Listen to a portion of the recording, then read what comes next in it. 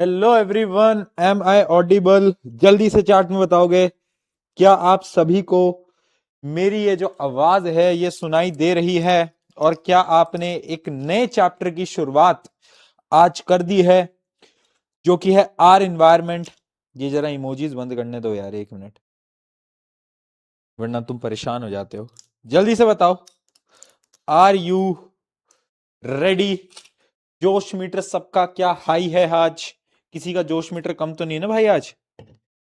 हाँ भाई, क्या हो गया आज? कैसे रिप्लाई नहीं आ रहे हैं चैट में? आ गए आ गए।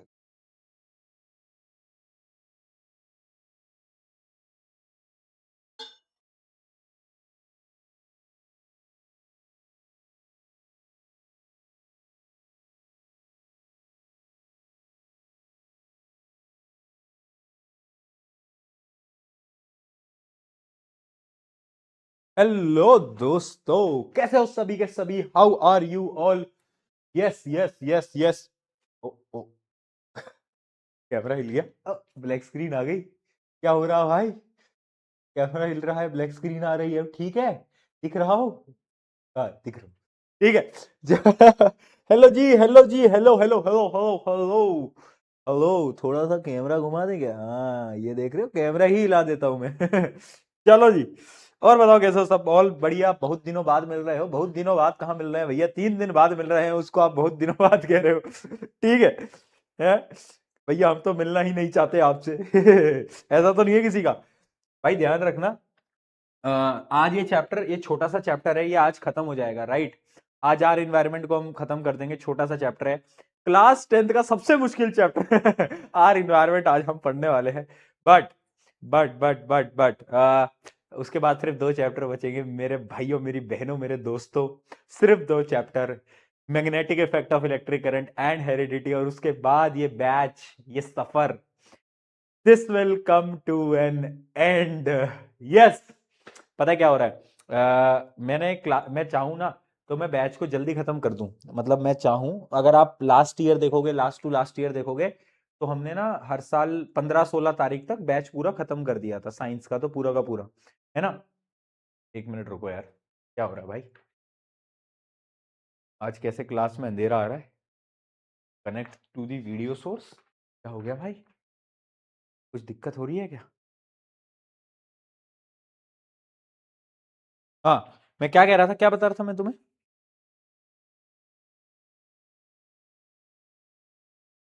हाँ, मैं ये कह रहा था कि हमने ऑलरेडी वो खत्म कर दिया था पहले तो।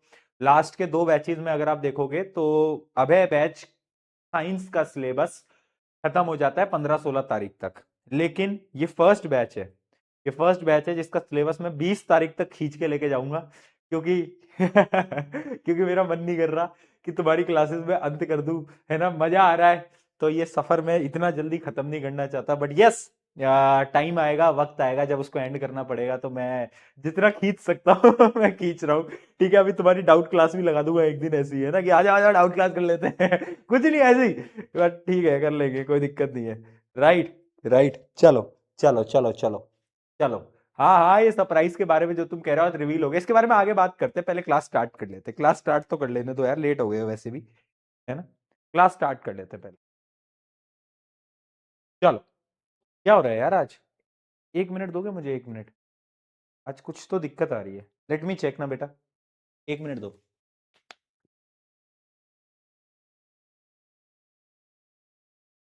अभी बस तुम्हें मेरी आवाज आ रही होगी, तुम्हें मैं दिखाई नहीं दे रहा हूँ, है ना?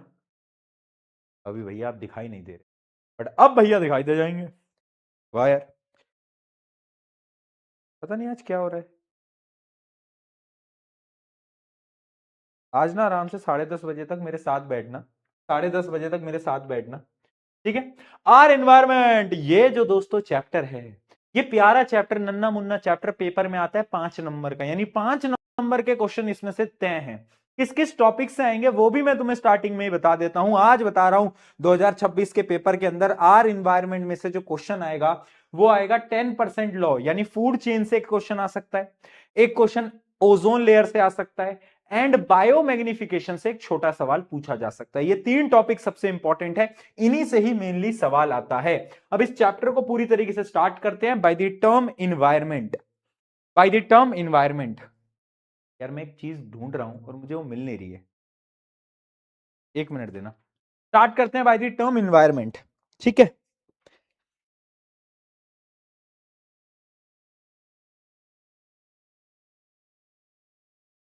Yes, now I am here. आज सारी प्रॉब्लम आज ही आएंगी क्या एक ही दिन में क्लास में?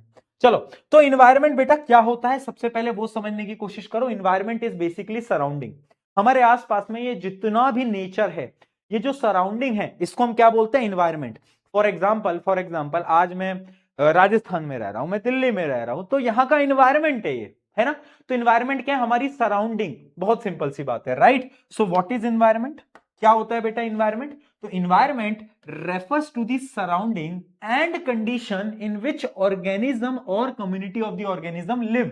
यानी ये जो कंडीशन है ना, ये हमारी क्या है? ये हमारी सराउंडिंग है, जो हम जिसके चारों तरफ जो हमारे है, ठीक है?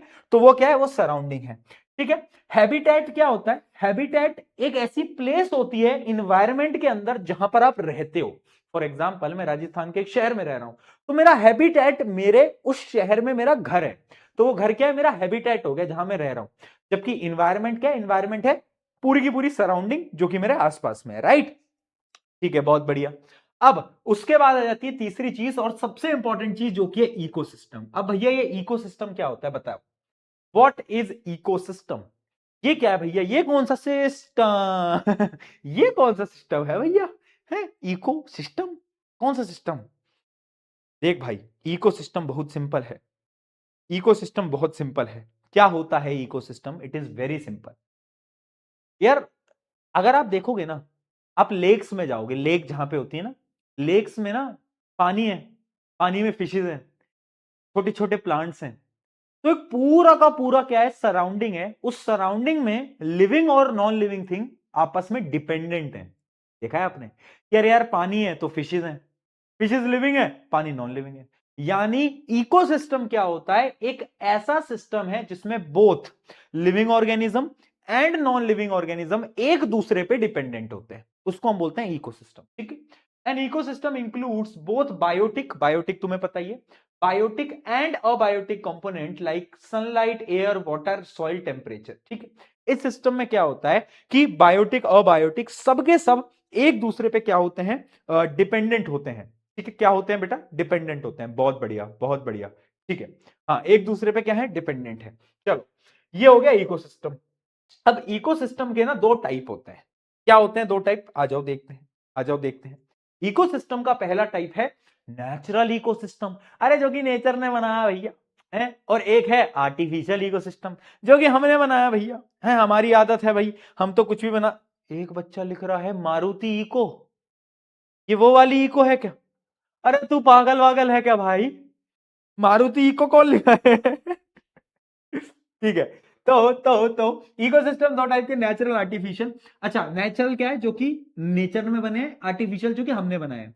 नेचुरल में क्या होते हैं? जैसे कि डेजर्ट, डेजर्ट क्या है? एक इकोसिस्टम है। ग्रासलैंड, ग्रासलैंड समझते हो ना, जैसे पहाड़ी इलाका होता है, उसको हम ग्रासलैंड बोलते हैं। एक होता है फॉरेस्ट, जो कि घने जंगल होते हैं, उनको हम बोलते हैं फॉरेस्ट। ये क्या है? Natural ecosystem.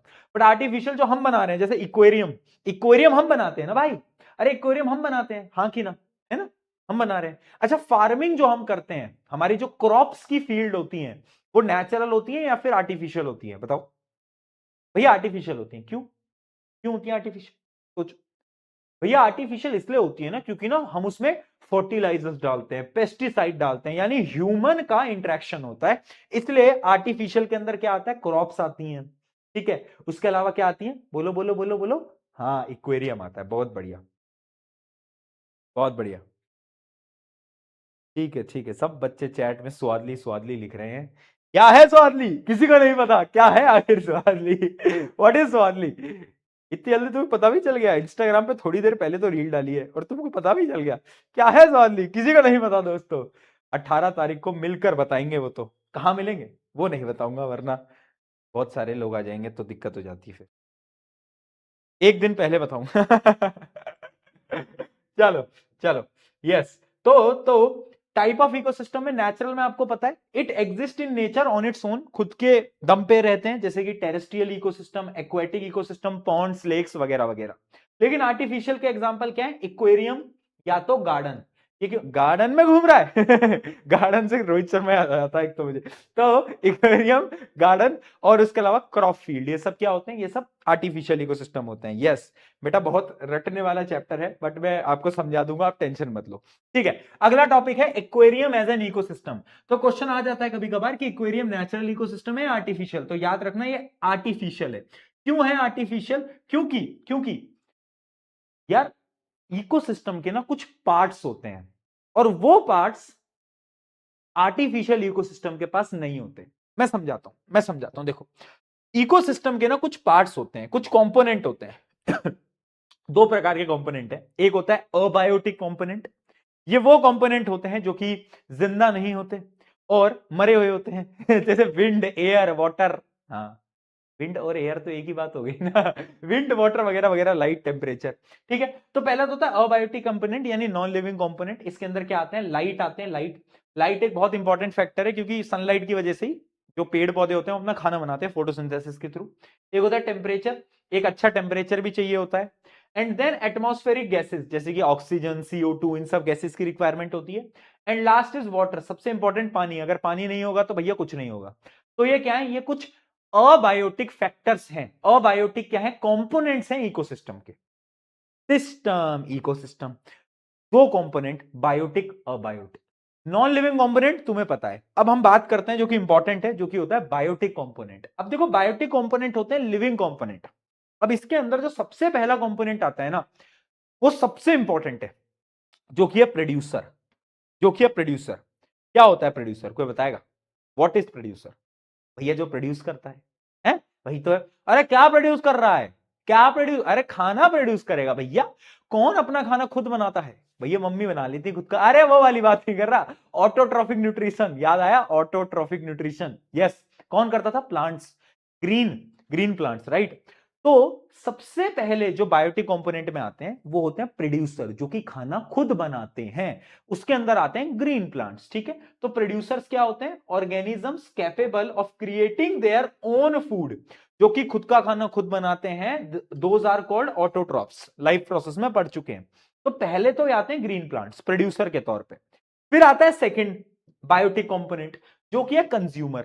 पहले प्रोड्यूसर, फिर कंज्यूमर। कंज्यूमर कौन? आप, मैं, हम सब। हम क्या करेंगे? हम कंज्यूम करेंगे।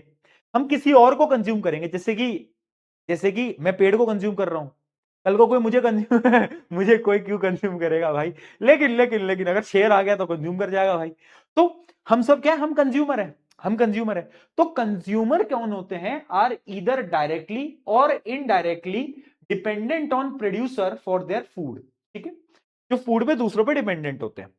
अब ये भी तीन प्रकार के, लास्ट में समराइज करा दूंगा, तू टेंशन मत ले बेटा। अरे ओ बेटा, सुनना मेरी बात, सुनना, मैं लास्ट में रिवाइज करा दूंगा। और ये जो लिख रहा है ना रुद्र भाई के क्या हाल चाल, बेटा तेरे हाल चाल बिगाड़ दूंगा, रुद्र भाई के भी बिगाड़ दूंगा। ध्यान, इज्जत से पढ़ ले, दोनों की आज फील्डिंग सेट हो जाएगी। पढ़ लो चुपचाप, चुपचाप पढ़ लो। ठीक। हाँ, राधिका की मम्मी खा सकती है अब। ठीक है, कंज्यूमर, कंज्यूमर आ गया समझ में। कंज्यूमर अब कितने टाइप के हो सकते हैं? जैसे एक कंज्यूमर होते हैं हर्बीवोर। हर्बीवोर कौन होते हैं? जो कि प्लांट्स को खाते हैं। फिर आते हैं कार्निवोर। कार्निवोर शेर वेर है ना। फ्लैश ईटर, फ्लैश ईटर यानी टाइगर, लायन, जो मार के खाते हैं। फिर आता है ओमनीवोर। ओमनीवोर हम होते हैं जो कि प्लांट्स भी खा सकते हैं और एनिमल्स को भी खा सकते हैं। ठीक है, एक होता है पैरासाइट। पैरासाइट आपके सिलेबस में नहीं है इस टॉपिक में, तो ये आपको पढ़ने की जरूरत नहीं है। आपको बस ये तीन पता होने चाहिए, हर्बीवोर, कार्निवोर और ओमनीवोर। ठीक है भैया, ये तीनों का पता है। और बताओ, और बताओ। अभी कराऊंगा, समराइज कराऊंगा तुम्हारे दिमाग में, तभी जाएगा। एक बार में तुम्हारे दिमाग में कहां जाता है? फिर आता है decomposer. Producer, consumer, decomposer. Decomposer क्या करता है?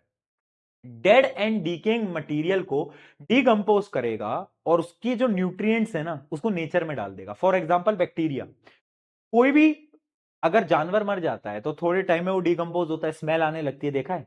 तो उसके जो न्यूट्रिएंट्स होते हैं वो सारे सॉइल में चले जाते हैं। कौन करता है काम? बैक्टीरिया करता है। तो उसको हम बोलते हैं decomposer. Decomposer are the organism that derive nourishment from dead and decaying organic material. ठीक है, जो डेड एंड डीकिंग वाले होते हैं उनसे वो क्या करते हैं, न्यूट्रिएंट्स को अब्सॉर्ब कर लेते हैं। अब ये जो डीकंपोजर होते हैं ना, क्वेश्चन बार बार पूछा जाता है, व्हाई डीकंपोजर आर इंपॉर्टेंट। तो दो इंपॉर्टेंस इनकी याद रखना इंपॉर्टेंट है। डबल ट्रिपल स्टार लगा लो डीकंपोजर की इंपॉर्टेंस पे। देखो, पहला, assisting in reducing organic waste.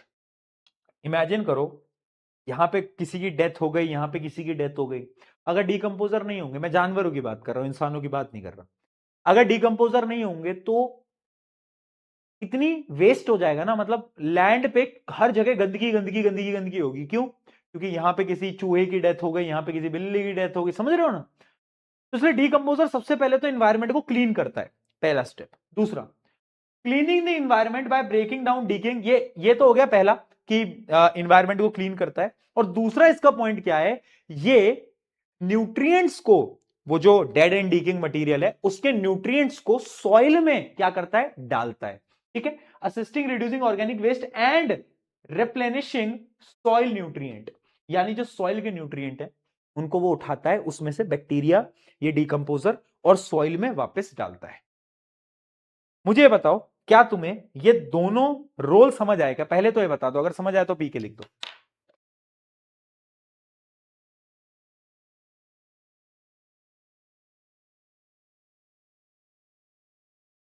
अरे बोल दे भाई, समझ आया तेरे को?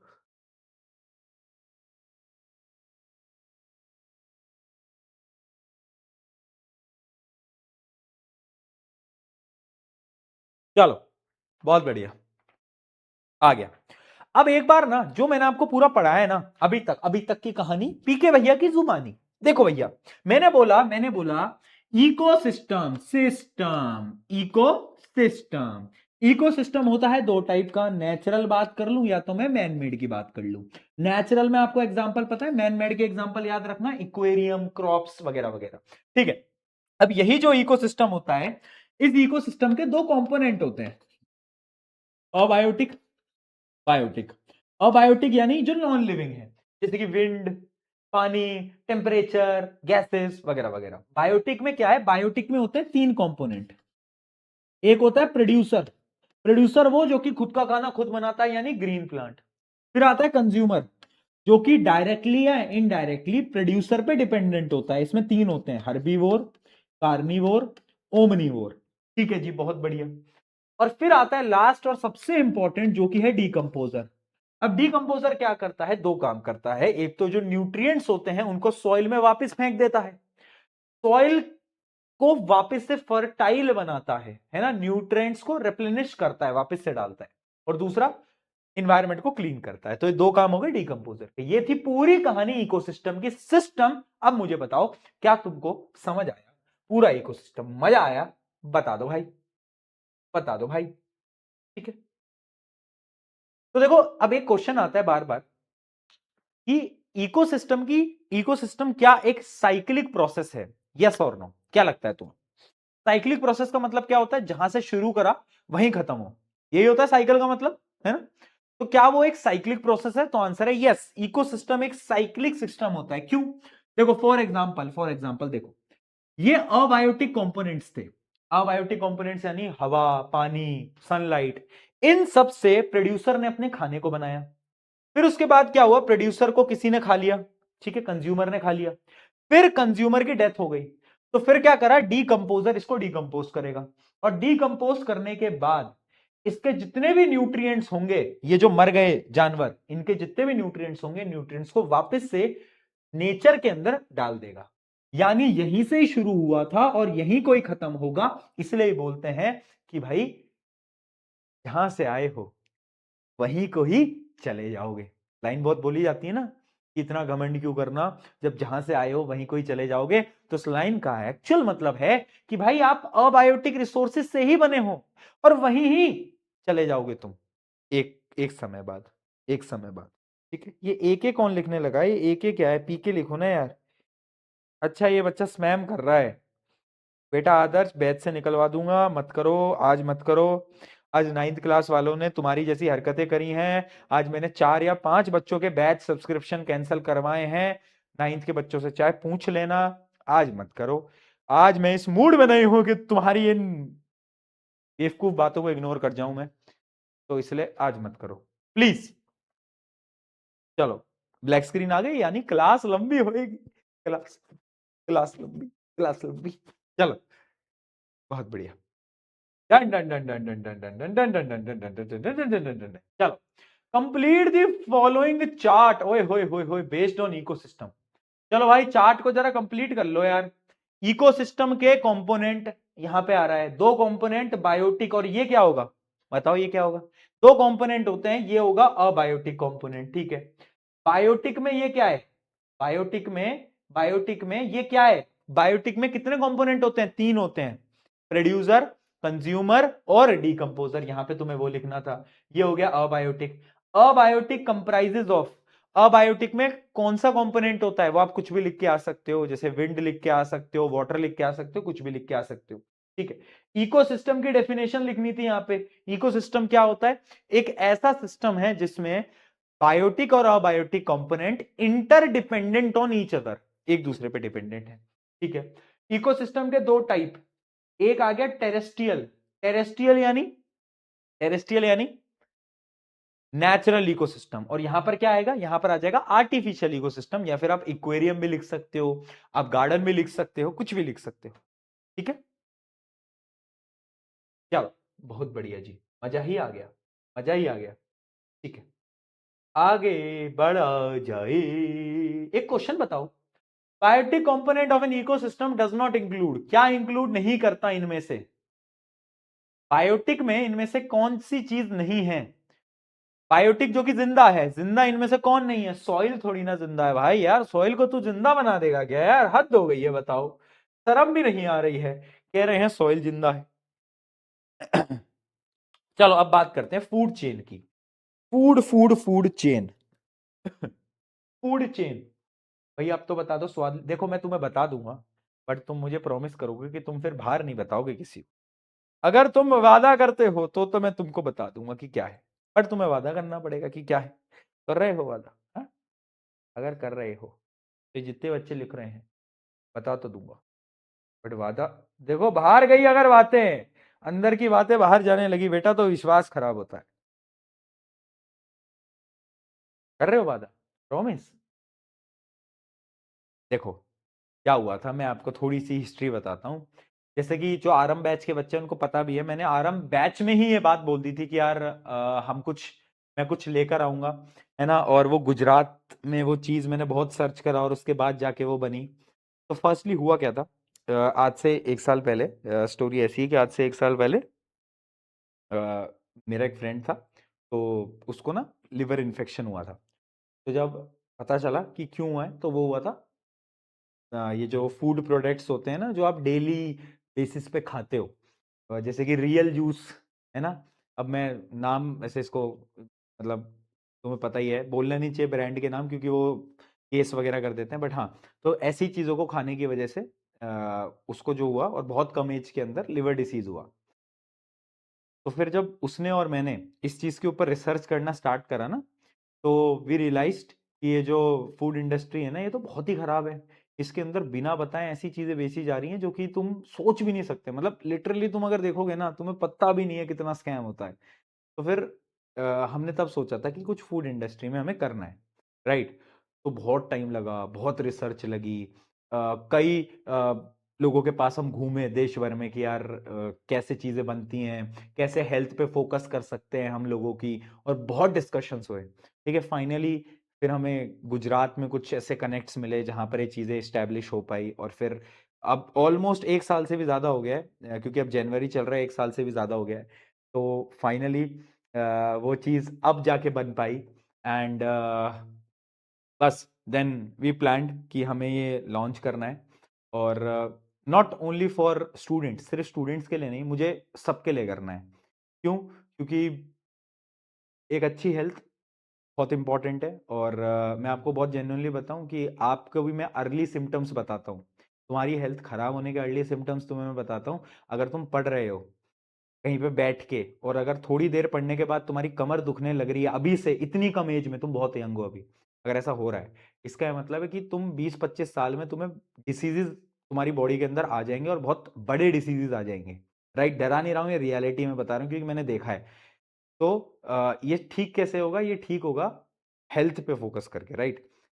तो उसी से रिलेटेड उस इंडस्ट्री को चेंज करने के लिए, राइट, हमें नहीं पता कि हम कर पाएंगे नहीं कर पाएंगे, वी डोंट नो, हमारे अंदर विश्वास है, हमारे अंदर बिलीव है, लोगों को चीजें पसंद आएंगी नहीं पसंद आएंगी मुझे नहीं पता, बट मैं एक जेन्युइन चीज बनाना चाहता था, और वो हम बना चुके हैं फाइनली, और 18 को पता चलेगा।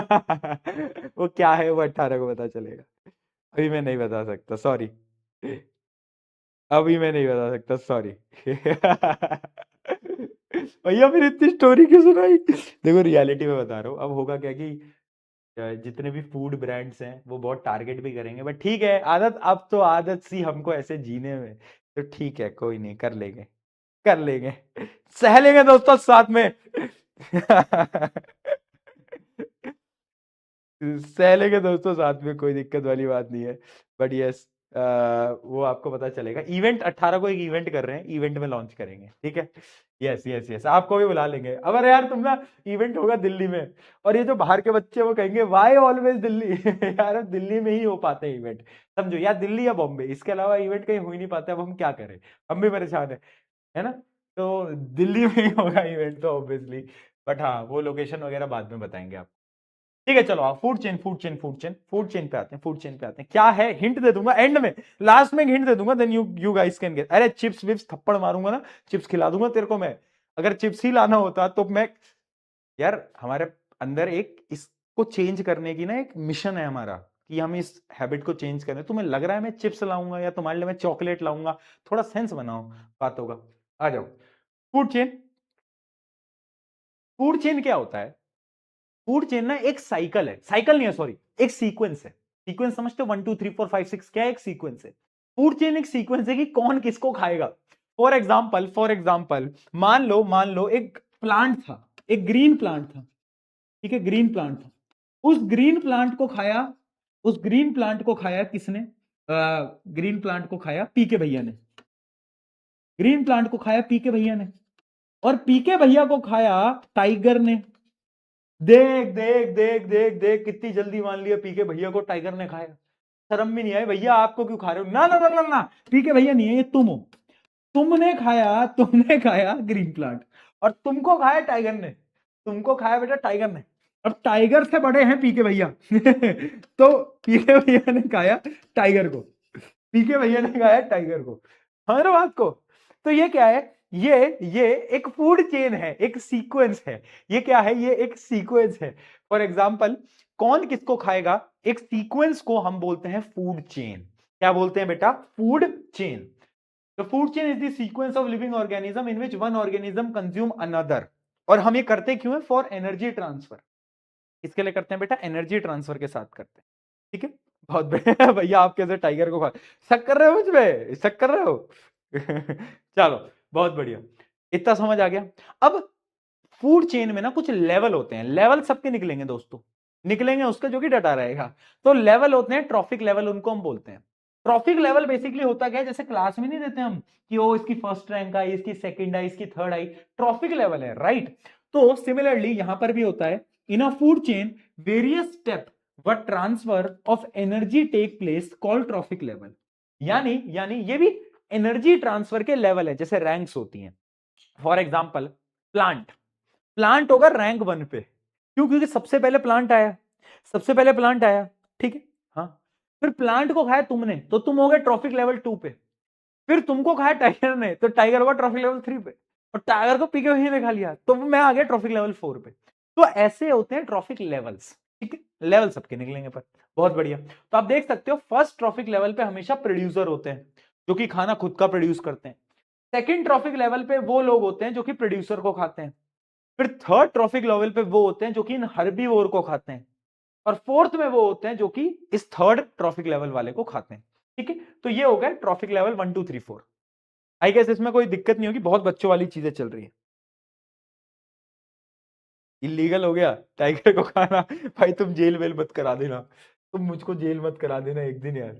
चलो बहुत सही, बहुत सही। तो अब आप मुझे एक चीज बताओगे, अब एक जेन्युइन एग्जांपल ले लेते हैं। ग्रास है, ग्रास को खाया, ग्रास ग्रास हॉपर ने, ग्रास हॉपर होता है ना, ग्रास हॉपर, ग्रास हॉपर को खाया। किसको खिलाए? फ्रॉग को खिला देते हैं भैया, फ्रॉग तो खा ही लेता है। और फ्रॉग को खाया किसने? फ्रॉग को खाया ईगल ने। तो मुझे ये बात बताओ, फर्स्ट ट्रॉफिक लेवल पे कौन है? फर्स्ट ट्रॉफिक लेवल पे कौन है? ग्रास। ये है फर्स्ट, ये है सेकंड, ये है थर्ड, ये है फोर्थ। ठीक ठीक, ये तो हो गया ट्रॉफिक लेवल। अब मुझे ये बताओ, अगर ट्रॉफिक लेवल को मैं वो कंज्यूमर प्रोड्यूसर उन सबसे जोड़ूं तो क्या रिश्ता आएगा? जो फर्स्ट ट्रॉफिक पे होगा वो क्या हमेशा प्रोड्यूसर कहलाएगा? यस और नो बेटा? हाँ भैया, बात तो आप एकदम ठीक कह रहे हो यार। जो फर्स्ट पे होगा क्या वो हमेशा ट्रॉफिक? हाँ भैया बिल्कुल कहलाएगा। बात में दम है यार आपकी, मैंने कहा बिल्कुल दम है। ठीक, हमेशा क्या कहलाएगा? फर्स्ट वाला प्रोड्यूसर कहलाएगा। सेकंड वाला क्या कहलाएगा? सेकंड वाला कहलाएगा प्राइमरी कंज्यूमर। अब भैया प्राइमरी कंज्यूमर क्या होता है वो नहीं बताए थे मैंने? कंज्यूमर 3 टाइप के होते हैं, हर्बीवोर, कार्निवोर और ओमनीवोर। तो कंज्यूमर जो होता है, जो सबसे पहला जो कंज्यूमर होता है, जो कि हर्बीवोर होता है, उसको हम बोलते हैं क्या? उसको हम बोलते हैं primary consumer, PC, primary consumer.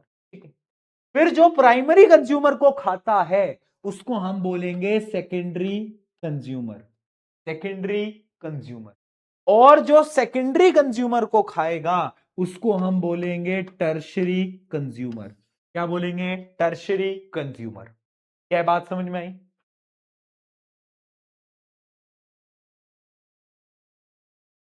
ठीक है, पहला तो क्या है? प्रोड्यूसर। फिर आता है सबसे पहले पीसी। पीसी क्या है? प्राइमरी कंज्यूमर, सबसे पहला कंज्यूमर। फिर आता है सेकेंडरी कंज्यूमर और फिर आता है टर्शरी कंज्यूमर। क्या ये कहानी तुमको समझ आई दोस्तों? आई गेस सिंपल चीजें चल रही हैं, मुझे नहीं लगता इसमें कोई दिक्कत आई किसी को। आप देख सकते हो, फर्स्ट ट्रॉफिक लेवल हमेशा प्रोड्यूसर, सेकंड ट्रॉफिक लेवल यानी primary consumer, third trophic level यानी सेकेंडरी कंज्यूमर और फोर्थ ट्रॉफिक लेवल यानी टर्शरी कंज्यूमर।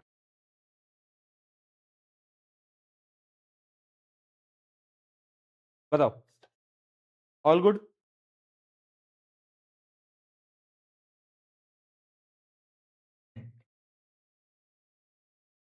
कल मेरे पास एक मेल आया था एक बच्चे का, और वो मुझसे कह रहा था भैया आप आरम बैच, अभय बैच के अंदर ना बहुत तेज पढ़ाते हो, बहुत फास्ट पढ़ाते हो।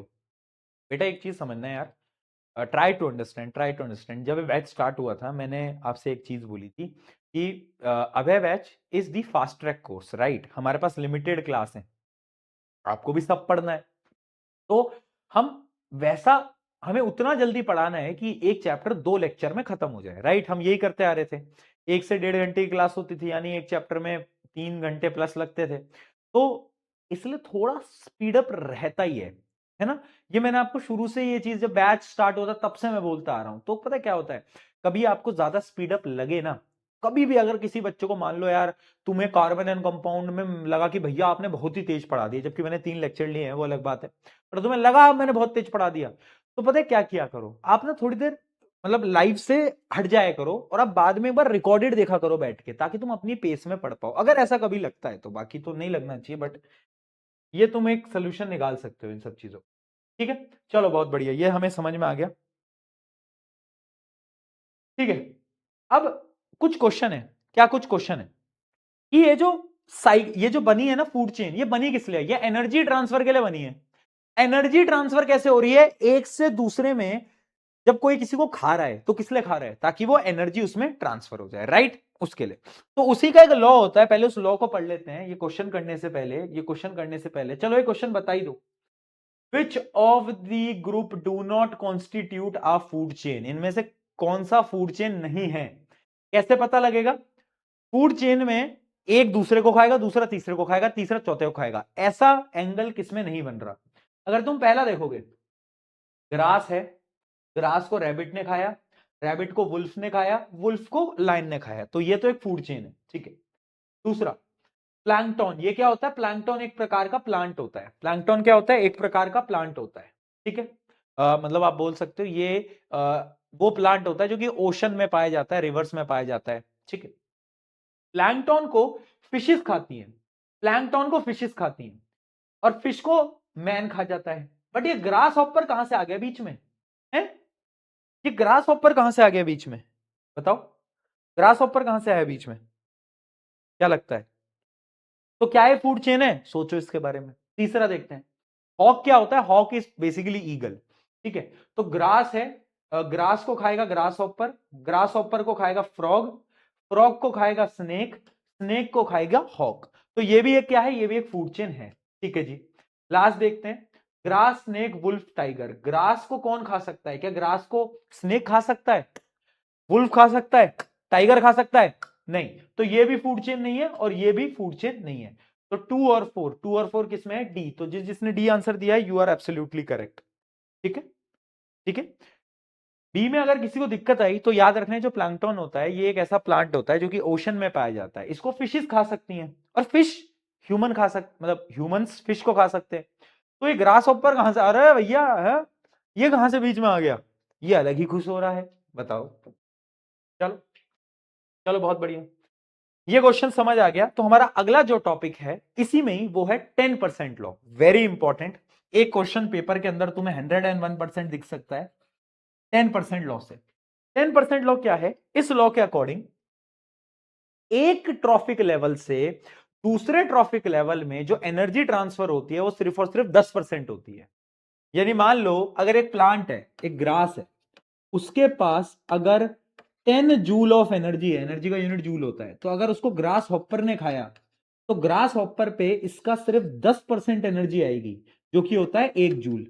कैसे निकाला? 10 से डिवाइड कर लिया, 10 से डिवाइड कर लिया, राइट। तो सिर्फ 10% एनर्जी ट्रांसफर होती है, सिर्फ 10% एनर्जी। अब तुम बोलोगे भैया फिर 90% एनर्जी कहां चली जाती है, कहां गई 90% एनर्जी? तो याद रखना, while 90% energy is lost as heat, या फिर 90% एनर्जी लाइफ प्रोसेसेस के अंदर वेस्ट हो जाती है। जैसे कि इस ग्रास के पास 10 जूल ऑफ एनर्जी थी, तो सिर्फ 1 जूल एनर्जी गई ग्रास हॉपर पे, 9 जूल जो एनर्जी थी वो वेस्ट हो गई in the form of heat and other life processes, क्योंकि प्लांट को भी अलग अलग लाइफ प्रोसेस करने होते हैं, तो उन प्रोसेसेस में वो एनर्जी चली गई, ठीक है। बहुत बढ़िया, तो यही होता है 10% लो यही होता है 10% लो। इसके क्वेश्चन आते हैं, इनके, हाँ इसके वो आते हैं। देखो अब इसमें ना बड़े इंटरेस्टिंग क्वेश्चन आते हैं। मतलब तुम बायोलॉजी में भी आज न्यूमेरिकल करोगे, तुम कहोगे भैया बायोलॉजी में भी न्यूमेरिकल आते हैं सही बताओ? मैंने कहा हाँ बिल्कुल आते हैं, और अभी दिखाऊंगा भी।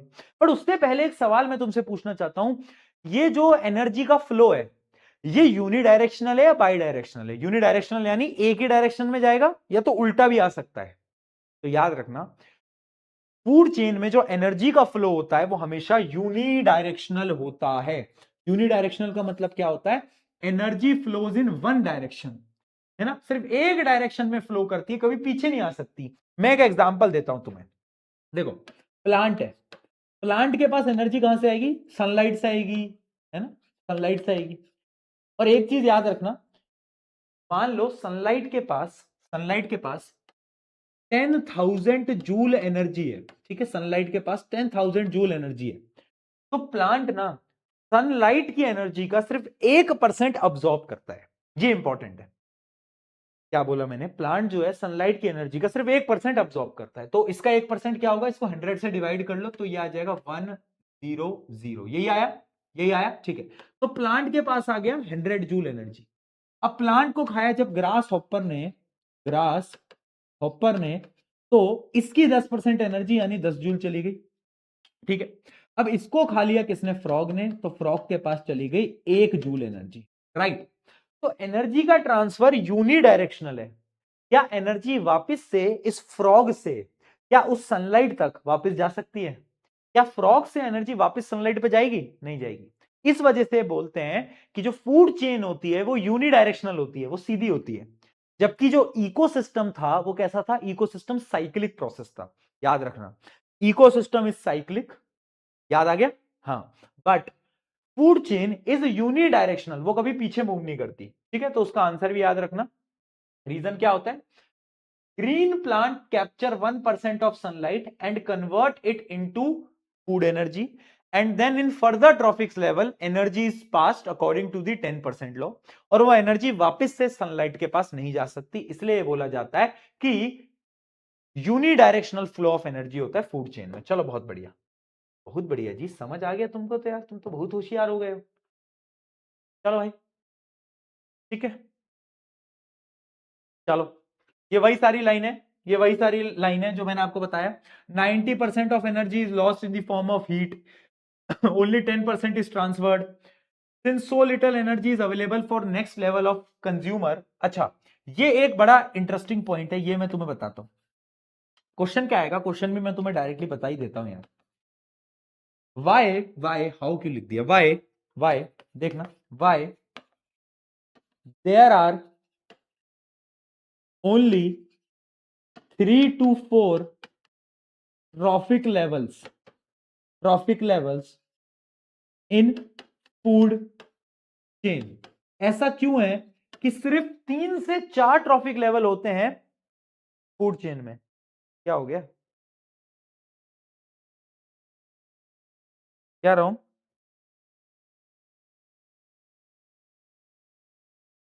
क्या बोल दिया?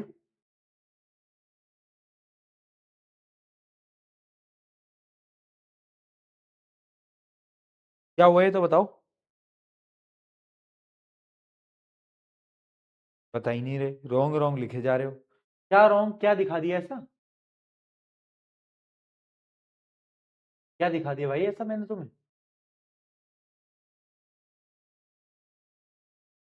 ये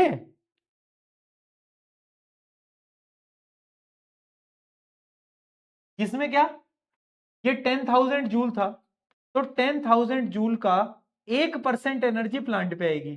1% कैसे निकाली जाती है, 100 से मल्टीप्लाई करके, 100 से डिवाइड करके, तो 1 2, तो ये कितना हो गया, 100 जूल आ गया। अब यहां से 10% लॉ फॉलो होगा, 10% लॉ, तो इसका 10% होता है 10 और इसका 10% होता है 1, तो क्या दिक्कत है, क्या दिक्कत है भाई, गधे हो क्या थोड़े से, क्या बातें कर रहे हो भाई, सही तो है क्या? भाई यहां से तो 1% एनर्जी आती है, लेकिन आगे तो 10-10% जाती है ना, बताया ना 10% लो, क्या बातें कर रहे हो यार तुम, सही तो है, क्या हो गया गणित को है, क्या खा लिए हो बेटा? क्वेश्चन सुन अब, why there are only 3 to 4 trophic level in food chain? Answer is simple, because according to 10% law only 10% is energy transferred from one trophic to another। तो जब आप बड़े ट्रॉफिक लेवल पे जाओगे ना, मान लो चौथा ट्रॉफिक लेवल है, तो उसमें जो एनर्जी होगी वो बहुत कम होगी, energy will be very less, energy will be very less, जिस वजह से ज्यादा लंबी ट्रॉफिक लेवल सरवाइव नहीं कर सकती। जैसे प्लांट के पास अगर 1000 जूल थी, तो अगले ट्रॉफिक लेवल पे सिर्फ 100 जूल है, फिर 10 जूल है, फिर 1 जूल है, तो 1 जूल की एनर्जी में क्या वो ऑर्गेनिज्म सरवाइव कर सकता है, नहीं कर सकता, इसलिए फूड चेन इतनी लंबी नहीं होती। ये बात तुमको अब समझ में आ गई होगी, ठीक है, चलो बहुत बढ़िया, बहुत बढ़िया दोस्तों, दोस्तों कुछ क्वेश्चन करोगे और बताओगे, कुछ भी लिखते हो ना तुम, wrong wrong wrong wrong wrong wrong, कुछ भी लिखते हो।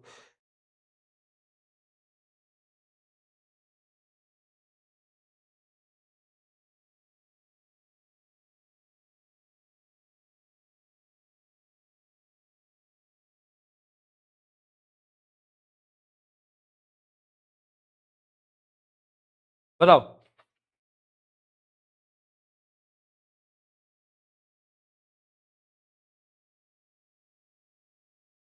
बहुत बढ़िया। In a food chain, the energy available at the producer is 50,000. Calculate the energy available to the tertiary consumer। बहुत अच्छा सवाल है। देखो, तुम्हें पता है कि जो प्रोड्यूसर है, प्रोड्यूसर यानी फर्स्ट ट्रॉफिक लेवल, उस पे कितनी है, उस पे है 50,000 जूल, ठीक है। अब प्रोड्यूसर से एनर्जी जाएगी प्राइमरी कंज्यूमर पे, प्राइमर से जाएगी सेकेंडरी कंज्यूमर पे, और सेकेंडरी कंज्यूमर से जाएगी टर्शरी कंज्यूमर पे। तो पहले इसको 10 से डिवाइड कर लो, तो इसके पास कितनी आ गई, ये आ गई 5000, ठीक है। फिर 10 से डिवाइड कर लो, ये आ गई 500, और फिर 10 से डिवाइड कर लो, ये आ गया 50। तो टर्शरी कंज्यूमर के पास 50 जूल ऑफ एनर्जी होनी चाहिए। बहुत बढ़िया, जिसका आंसर 50 आया, एक नंबर। तो कंफ्यूज मत होना बेटा, producer is the first trophic level, ये आ गया second trophic level, third trophic level, fourth trophic level. ठीक है जी, बहुत बढ़िया, बहुत बढ़िया जी, क्या बात है। आगे बढ़ते हैं।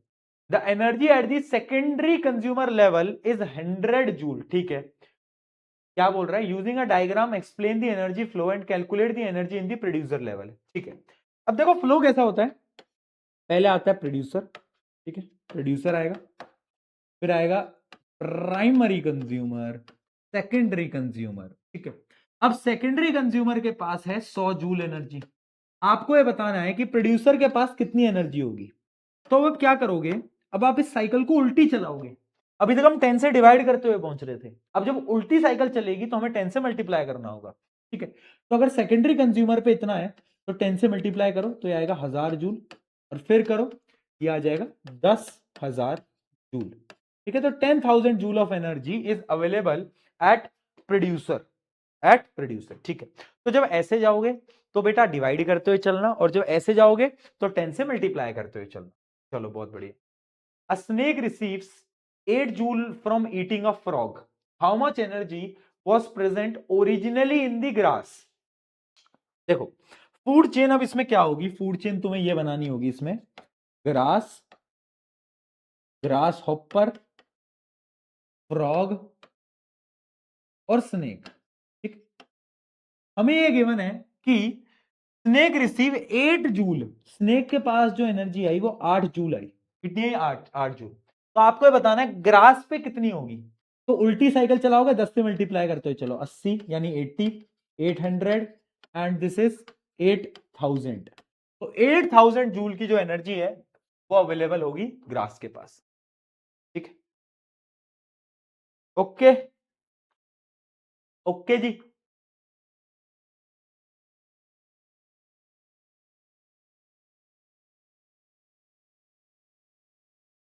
चलो बहुत बढ़िया, असर्शन रीजनिंग का क्वेश्चन देखना। एनर्जी पिरामिड, एनर्जी पिरामिड, पहले तो ये शब्द क्या होता है भैया, हमें तो यही नहीं पता। एनर्जी पिरामिड कुछ नहीं है। एनर्जी पिरामिड का ये मतलब होता है कि अगर आप प्रोड्यूसर से आओगे तो प्रोड्यूसर के पास तो ज्यादा एनर्जी है, फिर आप आओगे कंज्यूमर के पास, उनके पास कम एनर्जी है, और जैसे जैसे आप ऊपर ट्रॉफिक लेवल पे बढ़ते जाओगे एनर्जी जो है वो कम होती जाएगी, और इसी को हम बोलते हैं क्या, इसी को हम बोलते हैं पिरामिड, एनर्जी पिरामिड। देखो नीचे प्रोड्यूसर के पास तो अच्छी एनर्जी है, फिर सेकेंड ट्रॉफिक लेवल में कम है, थर्ड में और कम है, फोर्थ में और कम है, फिफ्थ में और कम है। तो पिरामिड की तरह एनर्जी कम होती जाती है, वो बताता है क्या, एनर्जी पिरामिड। ठीक, energy pyramid can be inverted in certain ecosystem.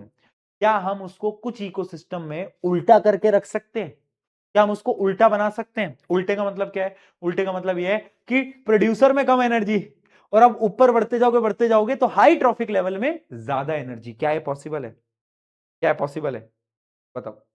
पहला ही गलत हो गया भैया, फिर तो क्या ही बात रही। इसका आंसर डी कर दो और आगे बढ़ जाओ, डी कर दो और आगे बढ़ जाओ। एक मिनट, एक मिनट, एक मिनट, इसमें तो दोनों ही गलत है ना यार। एक मिनट, इसमें तो दोनों ही गलत है यार। ये रीजन देखो, ये भी गलत है, consumer sometime have greater energy than producer, possible ही नहीं है, प्रोड्यूसर के पास ज्यादा एनर्जी ही होगी बेटा, नेवर पॉसिबल, कभी नहीं हो सकता ऐसा, ऐसा कभी नहीं हो सकता। तो इसका तो यार दोनों ही गलत होने चाहिए। क्या लगता है दोस्तों तुम्हें,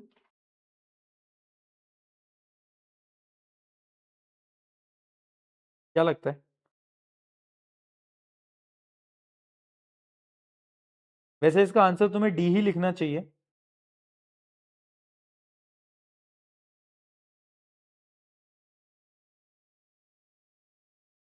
इसका आंसर डी ही लिखो, डी ही लिखो। आर वैसे ट्रू नहीं होगा, बट बेस्ट ऑप्शन फिर इसमें डी है, क्योंकि देखो consumer sometime have greater energy than producer, वैसे तो पॉसिबल नहीं है, बट कुछ केसेस शायद एक्वेटिक वाले जो प्लांट्स होते हैं ना उनमें एनर्जी कम होती है और फिशेस के पास ज्यादा एनर्जी होती है, तो ये एक ऑप्शन बन सकता है। हाँ, नहीं तो इसका इसका आंसर डी आएगा बेटा, डी ही आएगा, डी आएगा। ही आएगा, ठीक है, ई कर देना इसको। एक्वेटिक प्लांट में पॉसिबल हो सकता है कभी कभार कि कंज्यूमर के पास ज्यादा एनर्जी हो और जो जो फाइटो प्लांट्स होते हैं ना, जो कि एक्वेटिक प्लांट्स होते हैं, उनके पास एनर्जी कम हो। So somewhere this is possible, तो इसका आंसर डी कर देना। चलो आगे बढ़ा जाए। Why there are food chain generally limited to 4-5 trophic level, यही जो मैंने आपको जस्ट अभी बताया कि हर स्टेप में 90% एनर्जी लॉस हो जाती है, तो जैसे जैसे आप ऊपर जाते जाओगे एनर्जी कम होती जाएगी, इसलिए सिर्फ कम ट्रॉफिक लेवल ही पॉसिबल हो पाते हैं, ठीक है। यहां पर फूड चेन समझ आ गई है सबको, तो अब हम बढ़ते हैं फूड वेब के ऊपर। फूड वेब स्टार्ट करें बेटा, फूड वेब स्टार्ट करें, क्या बोलते हो? चलो, फूड वेब क्या है? The interconnection of food chains, यानी आप मान लो बहुत सारी अगर फूड चेन्स है ना, और उनको अगर तुम जोड़ दोगे, यानी आप बहुत सारी फूड चेन उठाओ और उसको आपस में जोड़ दो, है ना, उनको इंटरकनेक्ट कर दो, उसको हम बोलते हैं फूड वेब, यानी एक जाला बन गया, ठीक है। तो क्या होता है? Food web is the network of interconnected food chain that represent multiple pathway through which energy and nutrient flow within a ecosystem. अब सवाल ये आता है, फूड चेन और फूड वेब में बेटर कौन है? तो देखो फूड वेब बेटर है, क्यों? क्योंकि फूड वेब में मल्टीपल फूड चेन है। तो फॉर एग्जांपल मैं हूं, अगर मैं फूड चेन में हूं, वो फूड चेन याद है जिसमें मैं टाइगर खा रहा था, तो उस फूड चेन के हिसाब से मैं सिर्फ टाइगर खा सकता हूं। अब इमेजिन करो भैया, मैं तो भूखा आदमी, टाइगर मर गए, तो अब मैं किसको खाऊंगा? तो मेरे पे तो ऑप्शन ही नहीं है, तो मैं भी मर जाऊंगा, है ना। देख कैसे खुश हो रहे हैं। ओए, हाँ, तो खुद को बचाने के लिए फूड वेब क्या होता है? फूड वेब में मेरे पास अलग अलग ऑप्शन है। एक तो टाइगर वाली फूड चेन भी है, कभी कभार, कभी कभार खा लिया टाइगर, ज्यादा नहीं है ना, मजाक कर रहा हूं भाई, प्लीज दोस्तों, केस हो जाता है इसमें, मैं बहुत मजाक कर रहा हूं, आई एम वेरी, मैं मजाक कर रहा हूं, बस बात खत्म, ठीक है। और दूसरा भी ऑप्शन उसमें आ जाता है, जैसे कि मैं प्लांट्स खा सकता हूं, वेजिटेबल खा सकता हूं, तो एक फूड चेन वो बन गई, एक फूड चेन वो बन गई, उन सबके कनेक्शन को हम बोलते हैं फूड वेब। तो फूड वेब ज्यादा अच्छा है, ठीक है। Food web makes the ecosystem more stable by providing alternate food sources for different organism. इसका जैसे एक एग्जांपल आप देखो, तो जैसे ग्रास हॉपर है, ग्रास हॉपर ग्रास को खाएगा। अगर आप ईगल पे जाओगे तो अब ईगल से देखो अलग अलग फूड चेन जुड़ चुकी हैं। अब ईगल फ्रॉग को भी खा सकता है, रैट को भी खा सकता है, और स्नेक को भी खा सकता है। अलग अलग चीजों को क्या है, ईगल खा सकता है, राइट। तो ईगल के पास ऑप्शन ज्यादा है भैया, है, ऑप्शन बहुत जरूरी है। तो फूड वेब से क्या होता है,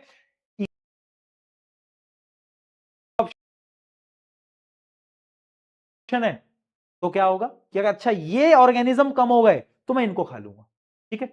तो फूड चेन उतनी ज्यादा अच्छी नहीं होती, but food web is more better.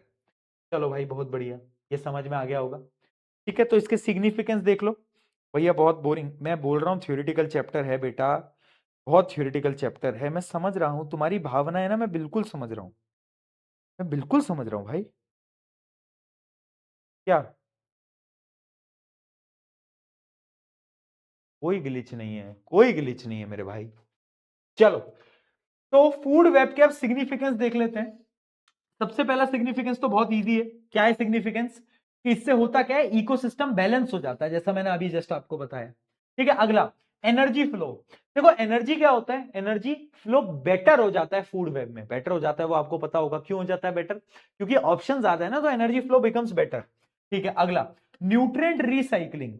अब क्या होता है फूड वेब में न्यूट्रिएंट जो होते हैं वो भी रिसाइकल हो जाएंगे। कैसे हो जाएंगे रिसाइकल? अरे भाई, ऑप्शन ज्यादा होंगे, कोई अगर ऑर्गेनिज्म मर गया तो डिकम्पोजर उसको डिकम्पोज करेगा और न्यूट्रिएंट्स को रिसाइकल कर देगा, ठीक है, बहुत बढ़िया। उसके अलावा क्या होता है, बायोडाइवर्सिटी सपोर्ट। बायोडाइवर्सिटी सपोर्ट यानी वेराइटी ऑफ स्पीशीज जिंदा रहेंगी इकोसिस्टम में। अगर मैं सिर्फ टाइगर को खाता, तो मैं टाइगर खा खा के सारे टाइगर मार देता, है ना, तो स्पीशी खत्म हो जाती। तो बायोडाइवर्सिटी को भी मेंटेन करता है, ठीक है। बाकी इन्वायरमेंटल सिग्नल उतना इंपॉर्टेंट नहीं है, और क्या है, ह्यूमन सर्वाइवल भी उतना इंपॉर्टेंट नहीं है। आप बस ये 3-4 पॉइंट याद रखना कि फूड वेब इतना इंपॉर्टेंट क्यों होता है, ठीक है।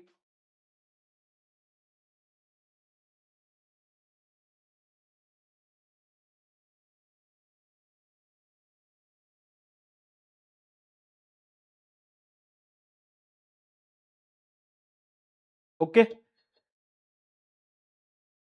डन है बेटा।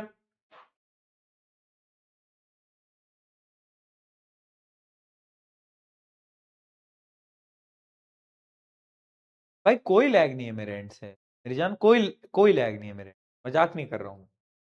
चलो बहुत सही। तो ये फूड चेन और फूड वेब में अगर तुमसे कोई क्वेश्चन पूछे कौन सा बेटर है, क्या जवाब दोगे? भैया फूड वेब बेटर है। क्यों? इसके पास ऑप्शन ज्यादा होते हैं, ऑप्शन ज्यादा होंगे तो सर्वाइवल चांसेस बढ़ती हैं, राइट? सो आप ये डिफरेंस आप देख सकते हो। पहले तो दोनों की डेफिनेशन लिख देना डिफरेंस में सबसे पहले, देन आप क्या लिखोगे? फूड चेन में क्या होता है? An organism of higher trophic level feeds on an organism of lower trophic level. यानी ये क्या करता है? ये नीचे वाले को खाता है, यही होता है फूड चेन में। बट फूड वेब में ऐसा कुछ नहीं होता। फूड वेब में एक ऑर्गेनिज्म के पास मल्टीपल ऑप्शन होते हैं, तो बहुत सारे डिफरेंट डिफरेंट ट्रॉफिक लेवल के ऑर्गेनिजम्स को कंज्यूम कर सकता है। ठीक है, लास्ट में does not affect the adaptability and competitiveness in organism. यानी ये नेचर के लिए उतना कोई बेनिफिशियल नहीं होता, ये बायोडाइवर्सिटी को प्रमोट नहीं करता, बट ये बायोडाइवर्सिटी को क्या करता है? प्रमोट करता है। ठीक है, बहुत बढ़िया। ओके, छुट्टी कोई छुट्टी नहीं है, चैप्टर खत्म होने के बाद ही होगी आज तो छुट्टी बेटा। नो छुट्टी फॉर टुडे। आज तो तुम्हारी फील्डिंग सेट हो गई, क्योंकि आज तो तुम्हें छुट्टी मिलेगी ही नहीं। हा हा हा हा। चलो, plant, deer, lion in the given food chain what will be the impact of removing. इस पे स्टार मार्क करो पहले तो। क्या बोल रहा है? एक फूड चेन है, ये फूड चेन है। अब इसमें ये पूछ रहा है कि अगर अगर organism of second trophic level को हम रिमूव कर दें, यानी अगर हम डियर को रिमूव कर दें, तो इस पे और इस पे क्या इंपैक्ट आएगा, आपको ये सोचना है। देखो, अगर आप डियर को हटा दोगे, अरे डियर जी, डियर ही चले गए, तो होगा क्या? लायन को कुछ खाने को नहीं मिलेगा फूड चेन में, और लायन क्या करेगा? लायन डाई कर जाएगा भैया, मर जाएगा, है ना? और प्लांट को कोई खा ही नहीं पा रहा, प्लांट को डियर है ही नहीं तो खाएगा कौन? तो प्लांट की ग्रोथ बढ़ जाएगी, प्लांट पूरा पूरा का पूरा जो पृथ्वी है वो प्लांट से गिर जाएगी, और डियर तो गए, और फिर टाइगर भी चले जाएंगे। ठीक है, एक बार मुझे ऑनेस्टली बताओ, कुछ इशू आ रहा है? अगर नहीं आ रहा है, एक बार नो चैट में लिख दो सब, क्योंकि क्या है, एक दो बच्चे स्पैम कर रहे हैं ना, इससे बहुत फोकस हिल रहा है इधर से उधर मेरा। एक बार जरा मुझे साफ साफ लिख दो, अगर नहीं आ रहा है एक बार नो लिख दो। और अगर आप नो आ गया, तो ये जो बच्चे स्पैम कर रहे हैं आज, इनको अगर मैंने नहीं ब्लॉक करवाया ना, तो तुम देखना। ठीक है, चलो बहुत बढ़िया। कुछ और क्वेश्चंस देखते हैं बेटा, जैसे कि एक क्वेश्चन ये है, ये क्वेश्चन बताओ। देखो, भर भर के नो आया है। अब ये जो लिख रहा है, अब ये जो लिख रहा है बेटा, अब तो रुक जा, तेरा एक बार नाम पकड़ लू मैं, रुक। From the following group of organism create the food chain which is most advantageous for human being in the terms of energy. आपके पास ये अलग अलग ऑर्गेनिज्म है, इससे आपको क्या बनाना है? एक फूड चेन बनानी है, और एक ऐसी फूड चेन बनानी है जिससे कि भैया ह्यूमन का बहुत फायदा होना चाहिए। तो आओ जरा फूड चेन बनाएं। देखो, ह्यूमन के लिए फायदा क्या होगा? हॉक, रैट, सीरियल प्लांट, गोट, स्नेक और ह्यूमन बीइंग। तो मेरे लिए फायदा तब होगा जब मैं ट्रॉफिक लेवल पे कम नंबर पे आऊं। अगर मैं चौथे पांचवें लेवल पे आ रहा हूं, तो भाई मेरे अंदर एनर्जी नहीं आएगी, इतनी कम एनर्जी आएगी, उसको मैं क्या करूंगा? तो मुझे पहले दूसरे नंबर पे आना है, पहले पे तो नहीं आ सकता, मैं प्रोड्यूसर थोड़ी ना हूं, पर मुझे दूसरे नंबर पे आना है। और दूसरे नंबर पे मैं कैसे आ सकता हूं? मैं आ सकता हूं अगर मैं सीरियल प्लांट को डायरेक्टली कंज्यूम कर लूं, अगर मैं सीरियल प्लांट को डायरेक्टली कंज्यूम कर लूं, यानी इसकी फूड चेन बनेगी ऐसी, direct cereal plant to human being. ठीक है, इससे क्या होगा? मेरे पास मैक्सिमम एनर्जी आ गई, मैं ट्रॉफिक लेवल नंबर 2 पे बैठ गया हूं। ठीक है, कंस्ट्रक्ट दी फूड वेब। अब इसी से रिलेटेड आपको फूड वेब बनाना है, तो आप फूड वेब ये नीचे लगा हुआ है, एक बार खुद से ट्राई करो, पहले खुद से ट्राई करो कैसे बनाओगे। जैसे एक सीरियल प्लांट है, तो सीरियल प्लांट को कौन कौन खा सकता है? प्लांट को बताओ कौन कौन खा सकता है? एक तो ह्यूमन ही खा सकता है? एक तो भैया ह्यूमन ही खा सकता है, और कौन खा सकता है प्लांट को? क्या प्लांट को, सीरियल प्लांट को रैट खा सकते हैं, चूहे खा सकते हैं? क्या उन प्लांट्स को गोट खा सकती हैं? बिल्कुल खा सकती हैं। ठीक है, तो सीरियल प्लांट को गोट भी खा सकती हैं, रैट भी खा सकता है। ठीक है, बहुत बढ़िया। अब मुझे बात बताओ, इस रैट को कौन कौन खा सकता है? बताओ, क्या ह्यूमन खाएगा? नहीं खाएगा। अरे क्यों खाएगा भाई? गोट खाएगा? नहीं खाएगा। फिर कौन खाएगा इसको? इसको खा सकता है स्नेक। तो रैट को खा सकता है स्नेक। उसके अलावा और कौन खा सकता है? और खा सकता है ईगल। ईगल भी तो खा सकती है भाई, क्या पता है, ईगल भी तो खा सकती है, ईगल भी खा सकती है। ठीक है जी, बहुत बढ़िया। अब देखो, अब सोचो गोट को कौन कौन खा सकता है? तो गोट को क्या इंसान खा सकता है? ऐसे लॉजिकली तो खा सकते हैं, तो एक आप ऐसे भी बना सकते हो, बट वैसे ठीक है। हाँ मतलब ठीक है, हाँ तो गोट को खा सकते हैं ना। उसके अलावा गोट को और कौन खा सकता है इनमें से? किसी में है इतना दम? क्या स्नेक गोट को खा जाएगा? क्या बात कर रहे हो, ईगल खा जाएगा? बट स्नेक को ईगल तो खा सकता है, स्नेक को ईगल तो खा सकता है, राइट राइट। तो ऐसा कुछ आपका क्या है, फूड चेन बन के आ जाता है। देख लो, ऐसा कुछ आपका फूड चेन बन के आ जाता है, फूड वेब, सॉरी।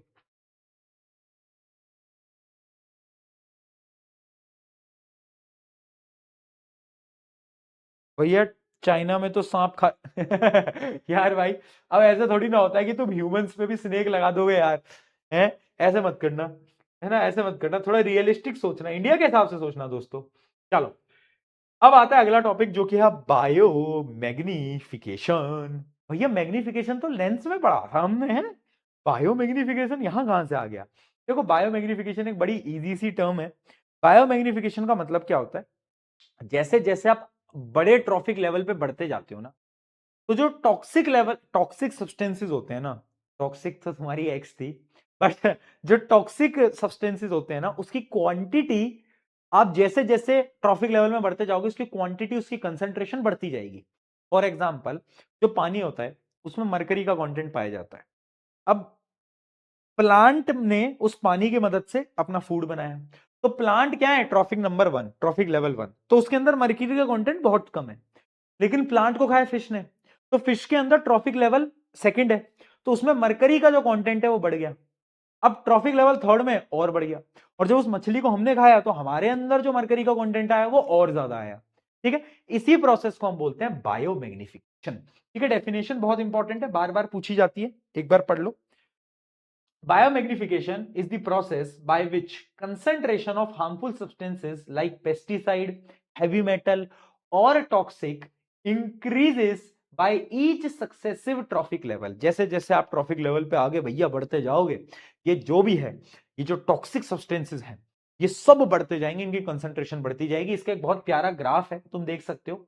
मरकरी की कंसंट्रेशन पानी में बहुत कम थी, पानी, algae, algae insect, insect fish, fish human, human के अंदर जो कंसंट्रेशन आई मरकरी की वो बहुत ज्यादा आती है एज कंपेयर टू वाटर। ठीक है, क्यों? क्योंकि आप जैसे जैसे ट्रॉफिक लेवल में आगे बढ़ते जाते हो, टॉक्सिक सब्सटेंसेस की कंसंट्रेशन भी बढ़ती जाती है। ठीक है जी, बहुत बढ़िया, है ना। तो अब इसका रीजन क्या होता है, इसका कॉज क्या होता है बायोमैग्निफिकेशन का? Introduction of pollutants. आपने देखा होगा कि यार फर्टिलाइजर्स को आजकल नदियों में बहा दिया जाता है, तो फर्टिलाइजर जब नदियों में जाएंगे तो टॉक्सिक सब्सटेंस तो नदियों में आएगा ही ना, और उन नदियों से ही पेड़ बनेंगे, और उन पेड़ को मछलियां खाएंगी, उन मछलियों को हम खा रहे हैं, तो उससे क्या हो रहा है, वो जो टॉक्सिक सब्सटेंस है वो हमारी बॉडी के अंदर भी ऑटोमेटिकली आ जाता है। ठीक है, बहुत बढ़िया। These substances are absorbed by producer and cannot be metabolized or excreted। अब ये थोड़ा इंटरेस्टिंग पार्ट है, देखो, एक क्वेश्चन मैंने एक क्वेश्चन देखा था सैंपल पेपर में, उसमें क्वेश्चन ये था कि व्हाट इज बायोमैग्निफिकेशन, और ये बताओ कि ये जो टॉक्सिक सब्सटेंस है ये एक ट्रॉफिक लेवल से दूसरे ट्रॉफिक लेवल में ट्रेवल कैसे करता है? तो इसका आंसर पता है क्या है? These substance are absorbed by producer, यानी प्रोड्यूसर ने अब्सॉर्ब कर लिया।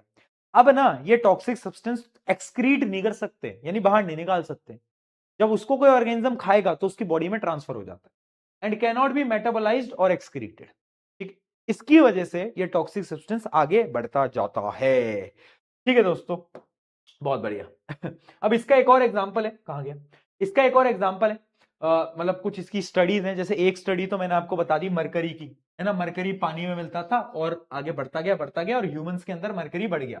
ठीक है, इसके अलावा और भी चीजें होती हैं। अच्छा, इसके इंपैक्ट क्या आते हैं? इंपैक्ट आते हैं, हेल्थ इश्यूज हो जाते हैं इससे, वो आपको बताने की जरूरत नहीं है। ठीक है, और इसकी एक और केस स्टडी है, जैसे एक तो मरकरी वाली केस स्टडी है, उसके अलावा एक और केस स्टडी है जो कि एक पेस्टिसाइड की है, जिसको हम बोलते हैं डीडीटी। जैसे डीडीटी अब बैन हो चुका है, डीडीटी क्या होता है? डाइक्लोरो डाइफिनाइल टाइक्लोरो इथेन ठीक है, हाँ, तो ये क्या होता है? एक पेस्टिसाइड है। तो पहले ना ये क्रॉप्स में यूज करते थे फार्मर, अब ये अंदर चला जाता था, किसके अंदर? क्रॉप्स के अंदर, और उन क्रॉप्स को हम खा रहे हैं, तो हमारी बॉडी में आ जाता था, जिससे कि पॉइजनस होता था हमारी बॉडी के लिए, तो अब तो बैन कर दिया। बट यस, तो इसकी दो केस स्टडी थी, एक डीडीटी की थी, एक मरकरी की थी, दोनों मैंने आपको बता दी है, ठीक है। अब इसके प्रिवेंटिव मेजर क्या है, बायोमैग्निफिकेशन से हम कैसे बच सकते हैं, तो तरीके तो बहुत हैं, जैसे कि reduce the use of pesticide, pesticide use करना बंद कर दो भैया, है ना। और जो भी इंडस्ट्रियल वेस्ट है उसको रिवर बॉडीज के अंदर बहाना बंद करो। Use of biodegradable substance, biodegradable यानी जो कि डिकम्पोज हो सकते हैं, है ना। प्लास्टिक डिकम्पोज नहीं हो सकता बट पेपर डिकम्पोज हो सकता है, तो बायोडिग्रेडेबल सब्सटेंस को यूज करना, ठीक है जी, बहुत बढ़िया। ये बड़ा लॉजिकल सा पार्ट है इसका, है ना, इसमें समझाने का कुछ होता नहीं है बेटा, इसमें समझाने का कुछ होता नहीं है। कुछ क्वेश्चंस देखो,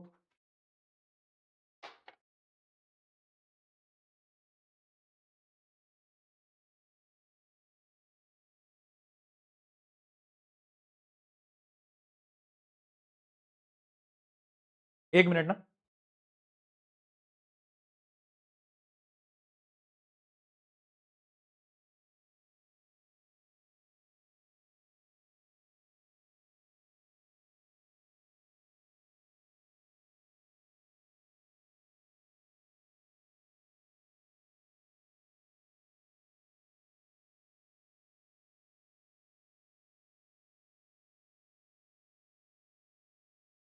यस, पढ़ लिया सबने, चलो बहुत सही। तो क्वेश्चन क्या था, some harmful chemical get accumulated in human bodies through food chain, name this phenomena. इस फिनोमिना को क्या बोलते हैं, biomagnification. Explain the reason of the maximum concentration of this chemical found in our bodies. तो आपको इसका यही आंसर लिखना था कि जैसे जैसे ट्रॉफिक लेवल इंक्रीज करते जाते हैं, जो टॉक्सिक सब्सटेंस की जो कंसंट्रेशन होती है वो इंक्रीज करती जाती है। क्यों? क्योंकि ये जो टॉक्सिक सब्सटेंस होते हैं बॉडी से एक्सक्रीट नहीं कर सकते, हम बाहर नहीं निकाल सकते, है ना, तो ये ट्रांसफर होता जाता है। The following organism forms a food chain, which of these will have the highest concentration of non biodegradable chemicals। तो जो हाईएस्ट ट्रॉफिक लेवल पे होगा उसके अंदर जो कंसंट्रेशन होगा वो ऑटोमेटिकली हाईएस्ट होगी। तो आपको एक फूड चेन बनानी थी, पहले आएगा ग्रास, ग्रास को खाएगा इंसेक्ट, इंसेक्ट को खाएगा फ्रॉग, फ्रॉग को खाएगा स्नेक, और स्नेक को खाएगा हॉक। तो ये जो हॉक है यानी ये जो ईगल है, इसमें इसमें सबसे हाईएस्ट कंसंट्रेशन होगी टॉक्सिक सब्सटेंसेस की। चलो बहुत बढ़िया, अगला। Your mother always through that that thought आना चाहिए था, thought that fruity juices are very healthy. ओ हो, ये तो हेल्थ की बात हो गई। यही तो मैं बताना चाह रहा हूं सबको कि वो जो तुम पैकेज फ्रूट जूस पी रहे हो वो हेल्दी है ही नहीं दोस्तों, उसमें तो शुगर मिलाई जा रही है। One day she read the newspaper that some brand of the fruit juices in the market have been found to contain certain level of pesticide. आए हाय, आज देखो क्वेश्चन के माध्यम से तो कोइंसिडेंस कैसा बना है कि एक केस बेस्ड क्वेश्चन है और उस क्वेश्चन में रियलिटी स्वादली क्यों लाना पड़ा, उसकी रियलिटी तुम्हें पता चल रही है, ठीक है। Certain level of pesticide in them, she got worried as pesticide are injurious to health. How would you explain to your mother about fruit juices getting contaminated with pesticide. आप कैसे बताओगे, आप उनको प्रिंसिपल बताओगे बायोमैग्निफिकेशन का कि हम जो जो पेस्टिसाइड यूज कर रहे हैं वो प्लांट में आ रहा है, फ्रूट्स में आ रहा है, और उस फ्रूट से जूसेस बन रहे हैं तो हमारी बॉडी में वो एक्यूमुलेट होता जा रहा है। It is said that when these harmful pesticides enter our body as well as the bodies of other organisms, they get accumulated beyond the limit, causing harm and damage to our organ. Name the phenomena. Phenomena क्या है? Biodegradable. Oh, biodegradable क्यों बोल रहा हूं? Biomagnification, उसकी definition लिखनी है, ठीक है। यस, और अपनी मम्मी को क्या बोलोगे, मम्मी ये सब बंद करो, स्वादली को यूज करो क्योंकि वो इसका सोल्यूशन है, ठीक है। ये बोलना ये आंसर मत लिख के आ जाना भाई। चलो बहुत सही, आगे बढ़ते हैं। अब आता है अगला टॉपिक जो कि है ओजोन। दोस्तों थके तो नहीं, थके तो नहीं?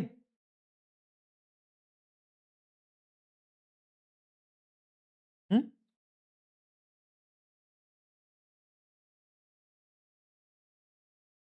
थके तो नहीं ना भाई?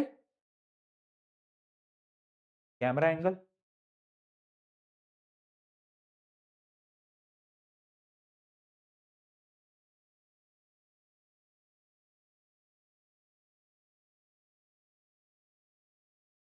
नहीं थके, चलो ओजोन स्टार्ट करते हैं। अब ओजोन क्या होती है, ओजोन इज अ, पता है ओजोन क्या है, O3, एक पॉइजनस गैस होती है ये, पता है तुम्हें, बट हमारे लिए इंपॉर्टेंट है। क्यों? क्योंकि यार ओजोन क्या करता है, बेसिकली ओजोन हमें तो प्रोटेक्ट कर रहा है ना भाई, कैसे प्रोटेक्ट कर रहा है? यूवी रेज जो होती है उनको अंदर आने से रोकता है। तो जैसे ओजोन हमारे लिए तो बहुत यूजफुल है, राइट? तो ओजोन है क्या? Ozone is a molecule consisting of 3 oxygen atom present in the earth atmosphere. इसका काम क्या होता है? It creates a protective shield in stratosphere. आपने पढ़ा होगा, ज्योग्राफी पढ़ा दो तुमको, स्ट्रेटोस्फेयर, हाँ, तो वहां पर प्रेजेंट होती है। Known as the ozone layer which absorb harmful ultraviolet radiation. UV rays को ही क्या करता है? इसका काम होता है ऑब्जॉर्ब करना। अब क्वेश्चन ये आता है कि ये जो ओजोन है ये बनता कैसे है, फॉर्मेशन कैसे होता है? तो इसके लिए दोस्तों आइए भाइयों और बहनों, आज हम पढ़ेंगे प्रेम कहानी। प्रेम कहानी पीके भैया की जुबानी। तो ये प्रेम कहानी किसकी है? आ जाओ देखते हैं।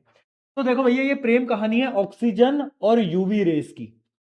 तो देखो, ऑक्सीजन नेचर में आया तो यूवी रेस को फर्स्ट वो बोलते हैं ना कि पहली पहली बार तुझको देखा मैंने और तुझसे मोहब्बत हो गई, वो वाला हुआ। तो यार अब यूवी रेस ने बोला ऑक्सीजन से कि तेरे लिए बता मैं क्या कर दूं। तो ऑक्सीजन वॉज वेरी स्मार्ट। तो ऑक्सीजन ने क्या बोला? ऑक्सीजन ने बोला ऐसा करो, मुझे तोड़ दो, मुझे ओ ओ के अंदर तोड़ दो। तो पहले तो यूवी रेस ने सोचा कि यार चल, पर प्यार में इंसान अंधा हो गया। तो उसने कहा ठीक है यार, तेरे को O प्लस O में मैं क्या करता हूं, तोड़ देता हूं। But oxygen was very smart. Oxygen तो उसके साथ खेल रही थी, बट बेचारा यूवी रे हमारा भोला, उसको नहीं पता था ये सब। तो फिर क्या करा, इस ही अकेले ऑक्सीजन के मॉलिक्यूल ने वापस से ऑक्सीजन के साथ एक बॉन्ड बनाया और उसने ओजोन बना दिया। और अब ये जो ओजोन है ये यूवी रे को अंदर आने से रोक रहा है। यानी यार ये तो वही कहानी हो गई ना जो कि तुम्हारे साथ भी हुई है।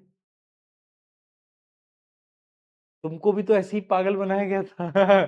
तो यहां पर भी वही हो गया कि देख लो, यूवी रे आया था बेचारा आराम से और ऑक्सीजन की मदद करी उसने, ऑक्सीजन को दो में तोड़ा।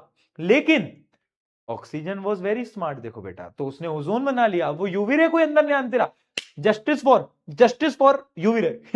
जस्टिस फॉर यूवी रे बेटा, ये तो गलत है यार, गद्दारी कर बे, गद्दारी कर बे, धोखा, धोखा तो है भाई। तो ऐसे बनता है ओजोन।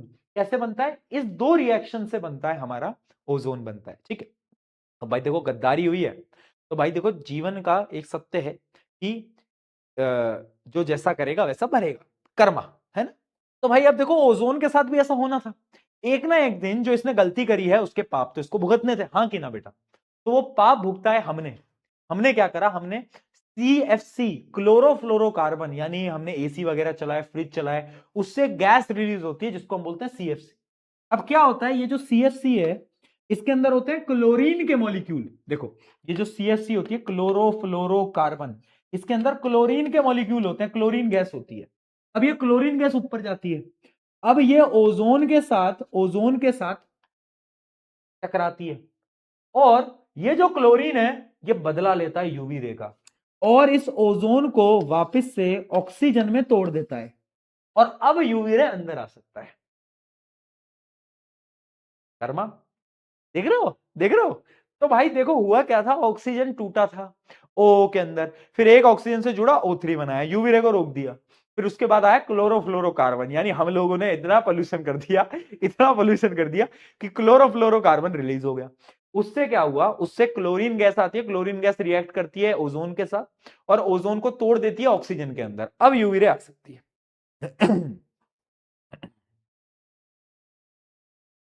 ठीक है भैया, ये सैनपाई, सैनपाई क्या है? सैनपाई सीरीज नहीं लेके आ रहे, 8 महीने हो गए। सैनपाई क्या है? सीरीज है कोई? है? ये क्या है? सैनपाई क्या होता है? पता नहीं, चल। ठीक है जी, बहुत बढ़िया। तो ये इसका एक पूरी की पूरी रिएक्शन है। ये आप सबसे पहले, ये होता है फॉर्मेशन ऑफ ओजोन और इसको हम बोलते हैं डिप्लीशन ऑफ ओजोन। ये रिएक्शन आपके सिलेबस में नहीं है, आपके सिलेबस में बेसिकली दो रिएक्शन है फॉर्मेशन ऑफ ओजोन पे, तो आपको ये दोनों रिएक्शन पता होनी चाहिए। ये है फॉर्मेशन ऑफ ओजोन की रिएक्शन। ओजोन से अब होता क्या है, ओजोन लेयर यूवी रेस से हमें प्रोटेक्ट करता है। अब ये कहानी के लिए मैंने आपको समझाया, बट एक्चुअली में यूवी रेस को तुम हीरो मत समझने लगता, यूवी रेस जो है वो विलन ही है। क्यों? क्योंकि यूवी रेस जब आता है तो बहुत सारी इश्यूज क्रिएट करता है। क्या क्या इश्यूज क्रिएट करता है? फॉर एग्जांपल स्किन कैंसर कर सकता है, टेम्परेचर इंक्रीज हो जाता है, वगैरह वगैरह। ठीक है, तो यूवी रे को हीरो नहीं है। अब डिप्लीशन ऑफ ओजोन लेयर कैसे हुआ था? तो कुछ सिंथेटिक केमिकल्स रिलीज करे थे, जिसको हम बोलते हैं क्या? सीएफसी। क्या बोलते हैं? सीएफसी, जो कि रेफ्रिजरेटर्स के अंदर यूज किए जाते हैं। तो उससे क्या होता है? उससे जब ये केमिकल्स हवा में जाते हैं, CFC are stable and persist in atmosphere. When expose to UV rays, they release the chlorine, वो क्लोरीन को रिलीज करते हैं, which chlorine react with ozone, और ओजोन को ब्रेक डाउन करके ऑक्सीजन मॉलिक्यूल के अंदर तोड़ देता है। ठीक है, तो ऐसे हुआ डिप्लीशन ऑफ ओजोन लेयर। बोलते हैं ना ओजोन के अंदर छेद हो गया, वो इस वजह से हो गया। ठीक है, तो हम लोगों ने नहीं करा है भैया वो छेद, और किसी ने नहीं करा। ठीक है, तो ओजोन होल क्या होता है? Ozone hole is the region exceptionally depleted ozone in the stratosphere, यानी जो पूरी स्ट्रेटोस्फेयर है उसमें एक ऐसा एरिया जिसमें कि भैया ओजोन लेयर की तो धज्जियां उड़ रखी है, उसको हम बोलते हैं ओजोन होल। ठीक है, तो एक एक छोटी सी स्टडी देखना बेटा। 1987 के अंदर क्या हुआ था? एक ऑर्गेनाइजेशन है, एक संस्था है जिसको हम यूएनईपी बोलते हैं, United Nation environmental programme, environment programme.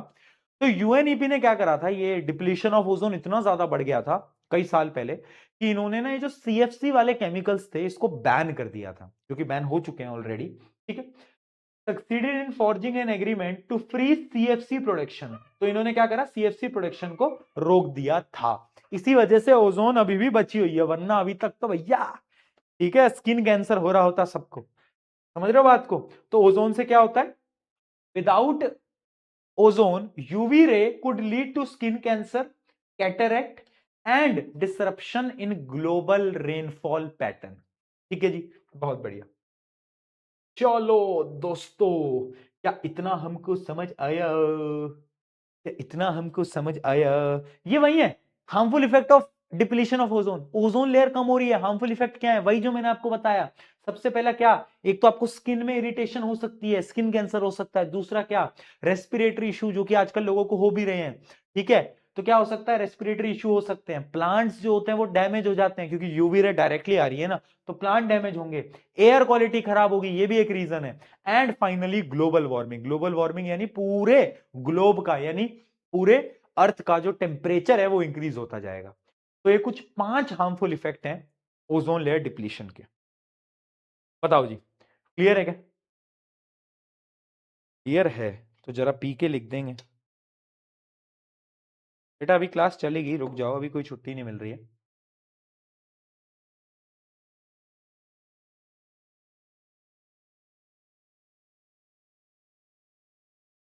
Yogesh, Yogesh कहां गया? Yogesh, where is Yogesh? There is no Yogesh भाई। चलो आंसर बताएंगे। The amount of ozone in the atmosphere began to drop sharply in 1980s। क्या ये बात सही है? यस, बिल्कुल। The oxygen atom combine with molecular oxygen to form ozone। क्या एक ऑक्सीजन का एटम मॉलिक्यूल ऑफ ऑक्सीजन के साथ कंबाइन करता है और ओजोन बनाता है? ये बात भी सही है। तो ये दोनों स्टेटमेंट तो एकदम सही है, बट क्या ये इसका रीजन है? अरे भैया कहीं से कहीं तक रीजन नहीं है, तो इसका आएगा आंसर बी। ठीक है, आंसर बी लिख रहे हो ना सब? हाँ, बहुत बढ़िया।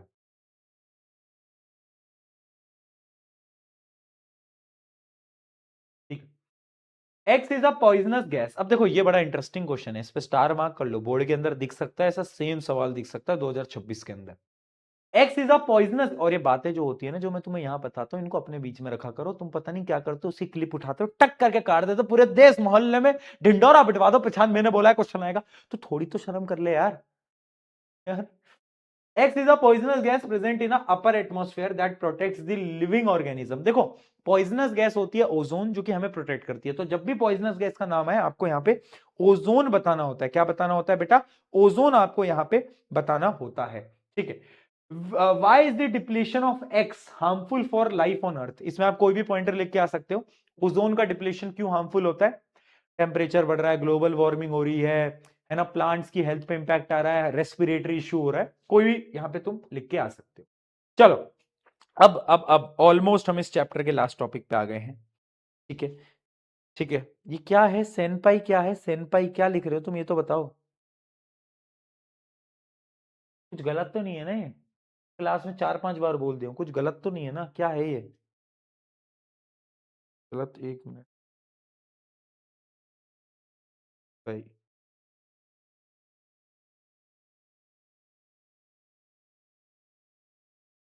A Japanese term for a senior mentor.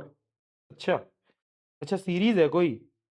अच्छा एनीमे है, अच्छा ये है बात, अब समझा मैं, एनीमे है, तभी मैं सोचूं सब काहे लिख रहे हैं। अच्छा ठीक है, अब आ गए हम आखिरी टॉपिक पे दोस्तों, जो कि है वेस्ट।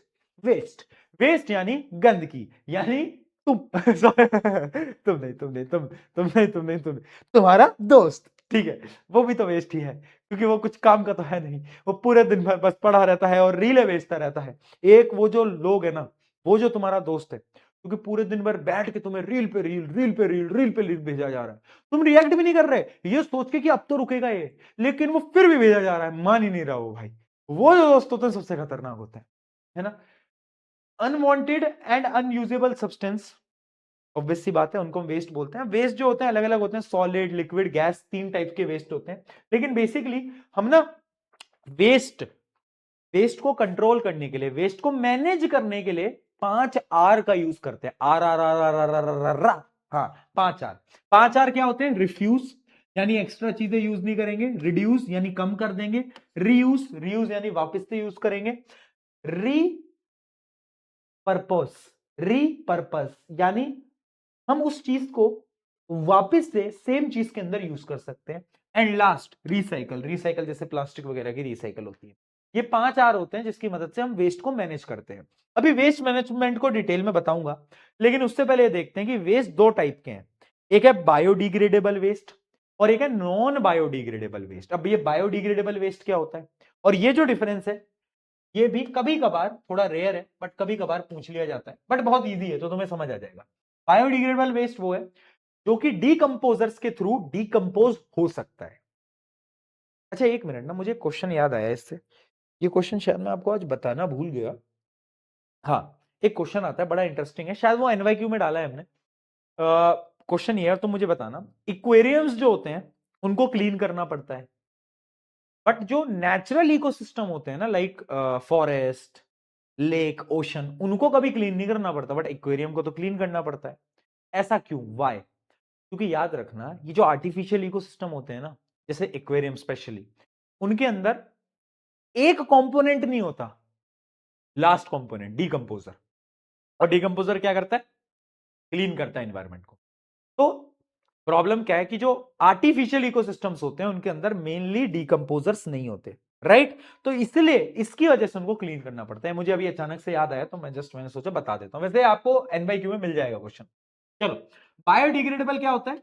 ये वो वेस्ट होते हैं that can be broken down by micro organism, जैसे कि वेजिटेबल का जो वेस्ट है आपके घरों का, वो अगर आप मिट्टी में डालोगे तो वो गायब हो जाएगा।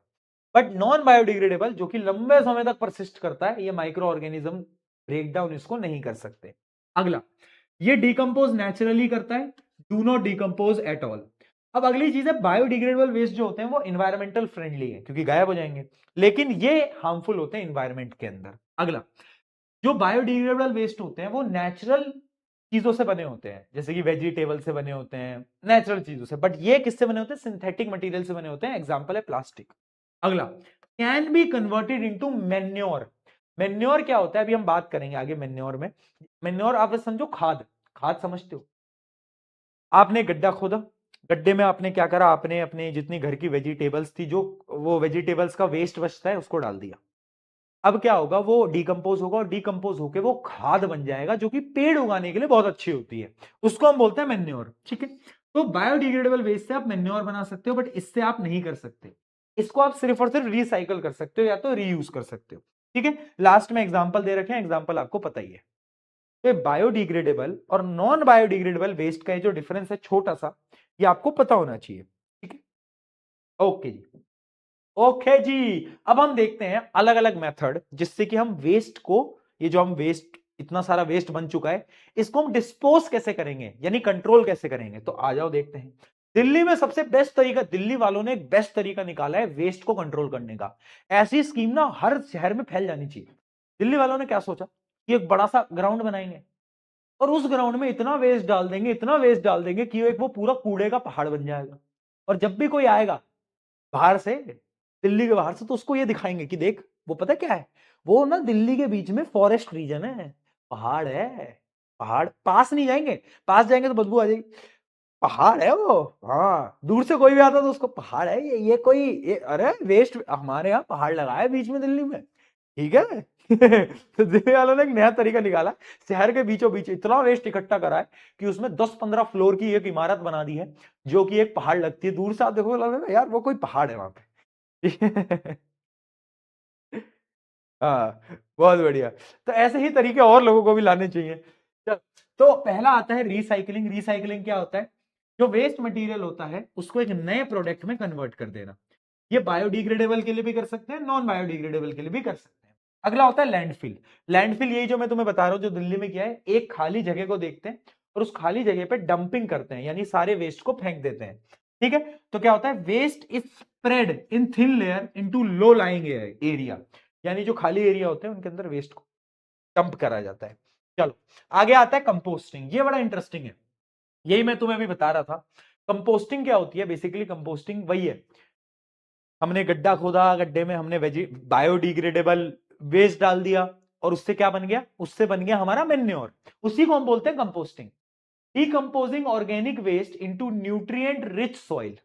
अच्छा यहां पर ना एक टर्म और होती है जो कि बच्चे मिस कर देते हैं, वर्मी कंपोस्टिंग। वर्मी कंपोस्टिंग पता है क्या होता है, हमें ना ये कंपोस्टिंग के प्रोसेस में टाइम लगता है, तो हमें, हम पे तो टाइम है ही नहीं, हम तो ब्लिंकिट 10 मिनट में मंगवा लेते हैं, तो हम पे टाइम नहीं है, तो हम क्या करते हैं, हम ना वर्म्स डालते हैं, वर्म यानी अर्थवर्म वगैरह डालते हैं इसके अंदर, वो क्या करते हैं, वो जल्दी डिकम्पोज कर देते हैं। तो वर्मी कंपोस्टिंग होता है composting by using worms to speed up the process, process को तेज करने के लिए, ठीक है, बहुत बढ़िया।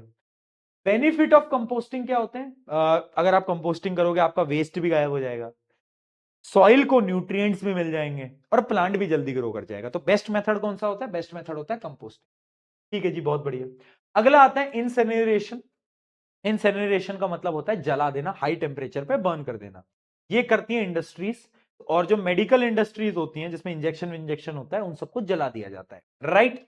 तो burn substances at high temperature to produce ash significantly reduces the volume of the waste. अब इससे क्या होता है, इतना सारा जो वेस्ट था वो इतने से ऐश के अंदर बन जाता है, ठीक है, बहुत बढ़िया। एंड लास्ट आता है सीवेज ट्रीटमेंट। देखो जो वाटर होता है ना, वाटर उसको भी क्लीन करने के लिए, उसके वेस्ट को डिस्पोज करने के लिए सीवेज प्लांट्स बने होते हैं, हर शहर के अंदर, आपके में भी होगा। तो सीवेज ट्रीटमेंट प्लांट्स वहां पर बने होते हैं। उसमें क्या होता है, उसमें होता है organic matter in sewage settles. जो ऑर्गेनिक मैटर होता है वो तो नीचे बैठ जाता है, एंड डीकंपोजेज इनटू लार्ज टैंक।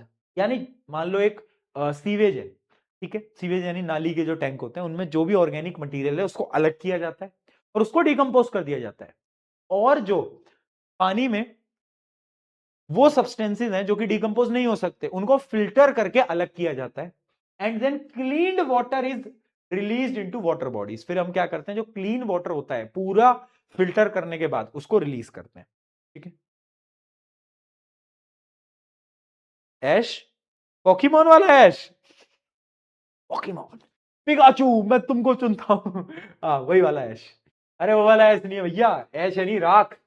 तुम भूल गए जब उसने तेरा दिल तोड़ा था, तो तुम्हारा भी तो दिल के टुकड़े टुकड़े होके और उन टुकड़ों की राख बन गई थी, यानी ऐश बन गई थी। अब नहीं भूलोगे।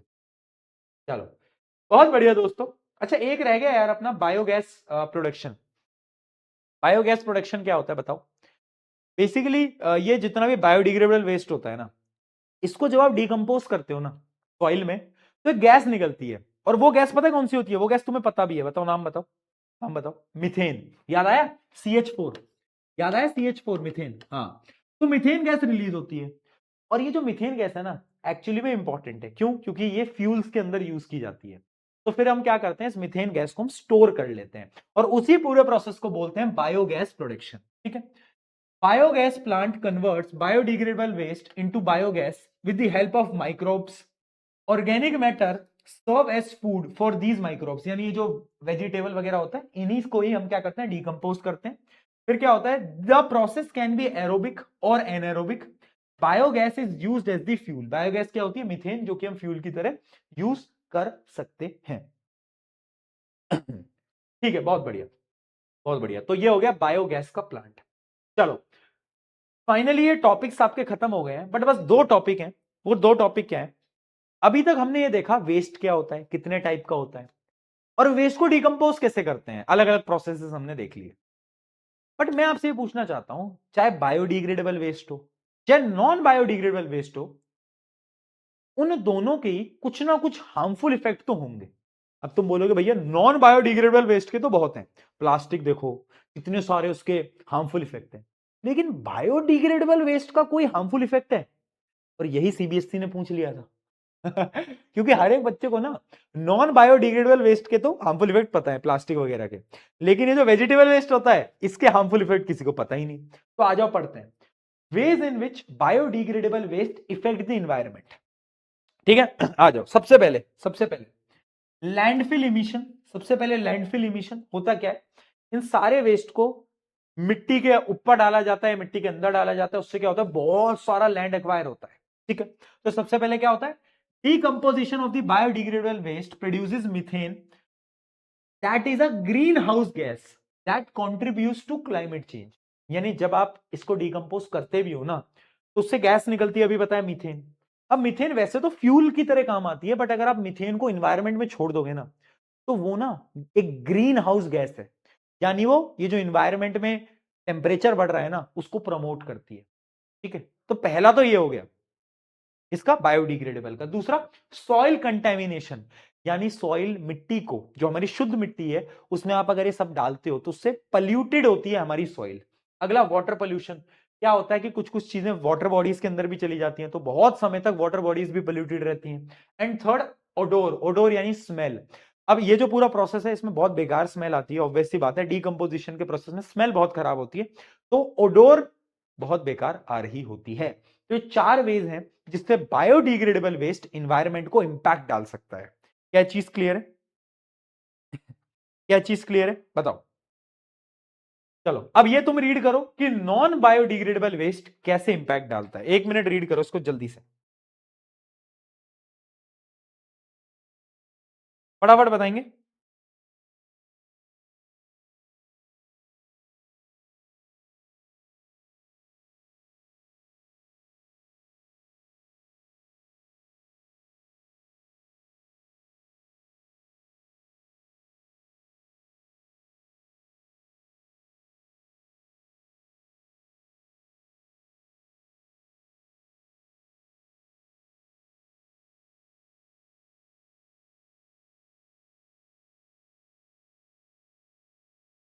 कर लिया रीड बेटा?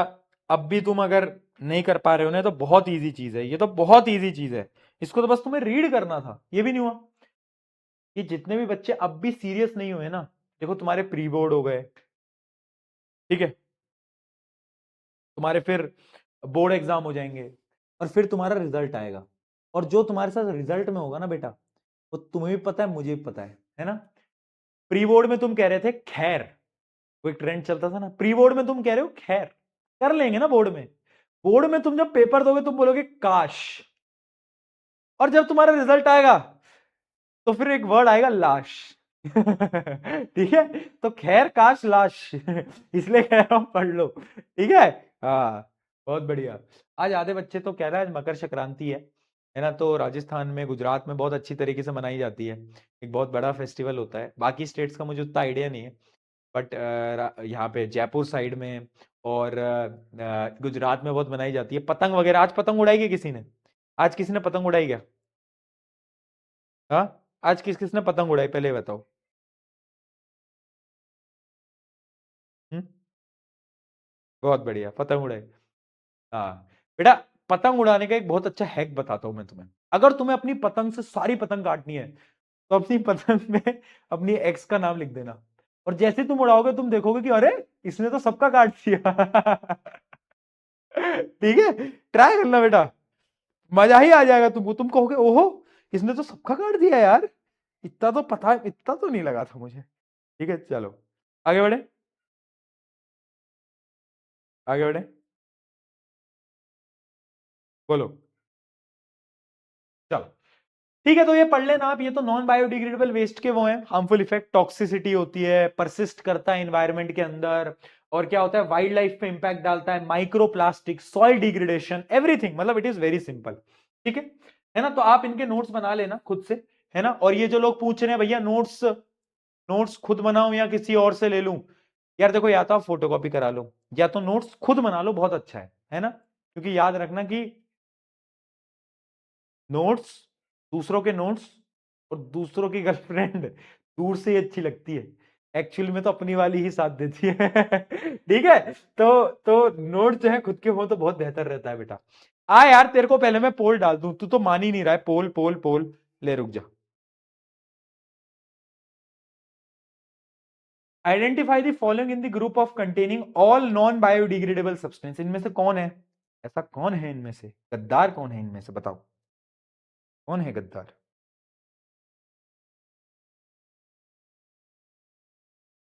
भैया 18 को लॉन्च कहाँ होगा, यार लॉन्च एक ऑफलाइन इवेंट प्लान है हमारा। ठीक है, आपको अनाउंसमेंट हो जाएगी, दिल्ली में ही होगा, है ना। लोकेशन आपको मैं बता दूंगा। बट उसमें क्या होगा, उसमें मतलब हम क्योंकि कम लोगों को ही बुला रहे हैं, तो ऐसा होगा कि एक फॉर्म होगा छोटा सा, मतलब फ्री एंट्रीज है, फॉर्म भरना होगा। तो अगर आप सेलेक्ट होते हो उसमें, तो आपके पास व्हाट्सएप पे वो आ जाएगा, इनविटेशन कार्ड आ जाएगा ऑटोमेटिकली, राइट। तो क्योंकि हम कम लोगों को बुला रहे हैं, क्योंकि होगा क्या ना यार, जब बहुत सारे लोग आ जाते हैं तो दिक्कतें होती हैं, राइट। तो अगर आप दिल्ली के हो तो हाँ, आ सकते हो आप, कोई दिक्कत वाली बात नहीं है। बट बहुत ग्रैंड इवेंट करेंगे, बहुत मजा करेंगे, है ना, बातचीत भी करेंगे उसमें। यस, पर अब मैं ऐसे दिल्ली बोलता हूँ, बाकी बच्चे जो है ना वो ऑफेंड हो जाते हैं। बाकी बच्चे बोलते हैं भैया हमारे लिए क्यों नहीं, आप दिल्ली से बाहर क्यों नहीं आते। We are trying our best. ठीक है, अब मैं ट्राई कर रहा हूँ कि अगला कोई भी इवेंट हो ना, मैंने टीम से भी बोल रखा है, अगला इवेंट प्लीज भैया बाहर कराओ, है, एक बिहार में कराओ, एक कराओ महाराष्ट्र में, एक कराओ एमपी में, मुझे बाहर चाहिए। ठीक है। हाँ, गुजरात तो आना जाना मेरा लगा रहता है। चलो, इसका आंसर सी है। क्यों, क्योंकि इसमें नॉन बायोडिग्रेडेबल डीडीटी है, डीडीटी बताया था, डाइक्लोरो डाई, हाँ याद आ गया। पॉलिएस्टर भी एक प्रकार से एक नॉन बायोडिग्रेडेबल सब्सटेंस होता है, और ग्लास भी। चलो, explain why plastic never completely disappear from the environment. क्यों, क्योंकि plastic are non biodegradable substance, उसको कोई भी बैक्टीरिया, माइक्रो ऑर्गेनिज्म डिकम्पोज नहीं कर सकता, इसलिए वो हमेशा नेचर के अंदर एग्जिस्ट करेगा। इसलिए बोलते हैं प्लास्टिक को, या तो तुम अच्छा, प्लास्टिक से मुझे याद आया, ये जो प्लास्टिक वाला थॉट था ना, क्योंकि देख मैं खुद साइंस टीचर हूं, तो हमने क्या करा था, हमने जब ये स्वादले में जो भी बनाया, उसमें कुछ ना कुछ प्लास्टिक का यूज हुआ है यूज, मैं तो खुल के बताऊंगा। ठीक है, बट वो प्लास्टिक वो प्लास्टिक नेचर को हार्म नहीं करेगा, वो प्लास्टिक नेचर की मदद करेगा। कैसे करेगा, दैट इज द थिंग। वो हमने बहुत दिमाग लगा के वो चीजें बनाई है, तो तुम यार तब पता चलेगा, क्योंकि मैं कभी भी वो चीजें नहीं करता जो कि नेचर को हार्म करेंगी, या तो ऐसी वो नहीं करेंगे हम। अगर हम जो चीज पढ़ा रहे हैं तो हम उन सारी चीजों को खुद भी फॉलो करेंगे भाई, देखो बात ऐसी है। ठीक है, तो यस, तो प्लास्टिक जो होता है कभी डिसअपियर नहीं होता, सिंपल सी बात है। The last question, why should biodegradable and non biodegradable waste be discarded in two separate dustbin? ऐसा क्यों होता है, बोलते हैं ना वो लाल वाला हरा वाला, हरे वाले में बायोडिग्रेडेबल, वो ब्लू वाले में नॉन बायोडिग्रेडेबल, क्यों, क्योंकि जो बायोडिग्रेडेबल वेस्ट है उसको अलग तरीके से डिकम्पोज किया जाता है, और जो नॉन बायोडिग्रेडेबल है उसको तो एक वो लैंड फिल में जाके फेंक दिया जाता है। ठीक है, तो अगर आप नॉन बायोडिग्रेडेबल वाले के अंदर बायोडिग्रेडेबल डाल रहे हो तो भी गलत है, और अगर बायोडिग्रेडेबल के अंदर नॉन बायोडिग्रेडेबल डाल रहे हो तो वो तो बहुत ही गलत है। ठीक है, चलो लाइव स्ट्रीम कर देना इवेंट की। लाइव स्ट्रीम तो नहीं कर पाएंगे, मुश्किल है। मैं बात करता हूं इसके लिए टीम से। अरे वाह भाई, चैप्टर ही खत्म हो गया, क्या बात है। रिजल्ट देखें क्या है, लास्ट क्वेश्चन का सिर्फ 53, इसलिए नहीं देता मैं पोल, 53% बस आया है। अनुराधा, थेनोस, थेनोस जी आप यहाँ, Manjiri, Arshul, Tamanya, brave, PK student, इंचैन, bye, Amartya, Nitish. See you all यार, बहुत बढ़िया, बहुत बढ़िया, कॉन्ग्रेचुलेशन गाइस। अच्छा, टेस्ट होते रहते हैं ऐप के ऊपर, उन टेस्ट को ना प्लीज सीरियसली दिया करो, क्योंकि शायद आपको दिगराज सर ने बताया ही होगा कि उस टेस्ट में से जो रैंकिंग आएगी ना, रैंकिंग, हम उन रैंकिंग के बच्चों को ट्रैक कर रहे हैं, हमारी नजर है उनके ऊपर। ध्यान रखना, हर टेस्ट को जो रेगुलरली देकर बिना चीटिंग के रैंक आ रही है ना, उन रैंक पे हमारी नजर है, हमारी टीम उन बच्चों को ट्रैक कर रही है। और मैं मजाक नहीं कर रहा हूं, एक्चुअली में कर रही है। क्यों? क्योंकि हम कुछ सरप्राइजेस प्लान कर रहे हैं उन बच्चों के लिए जो कि पूरे बैच के अंदर कंसिस्टेंटली टेस्ट दिए हैं और रैंक लेकर आए हैं। तो कुछ बच्चे सेलेक्ट होंगे, कुछ कुछ होगा, उनको कुछ ऐसा मिलेगा जो कि बहुत डिफरेंट होगा। इसलिए मैं कह रहा था शुरू से कि टेस्ट आई होप तुमने दिए हो, तो प्लीज टेस्ट पे फोकस करो। अगर नहीं दिए अभी भी टाइम है, टेस्ट जितने भी हो रहे हैं उनको दो, बिना चीटिंग के दो, और अच्छी रैंक लेकर आओ।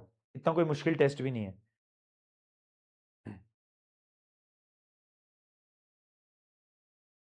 चलो, तो ये राजस्थान में इवेंट, अरे राजस्थान में तो अपनी ही धरती है, यहां तो हम कभी भी कर लेंगे इवेंट। तो बड़ी चीज है कि राजस्थान में करना, बताओ।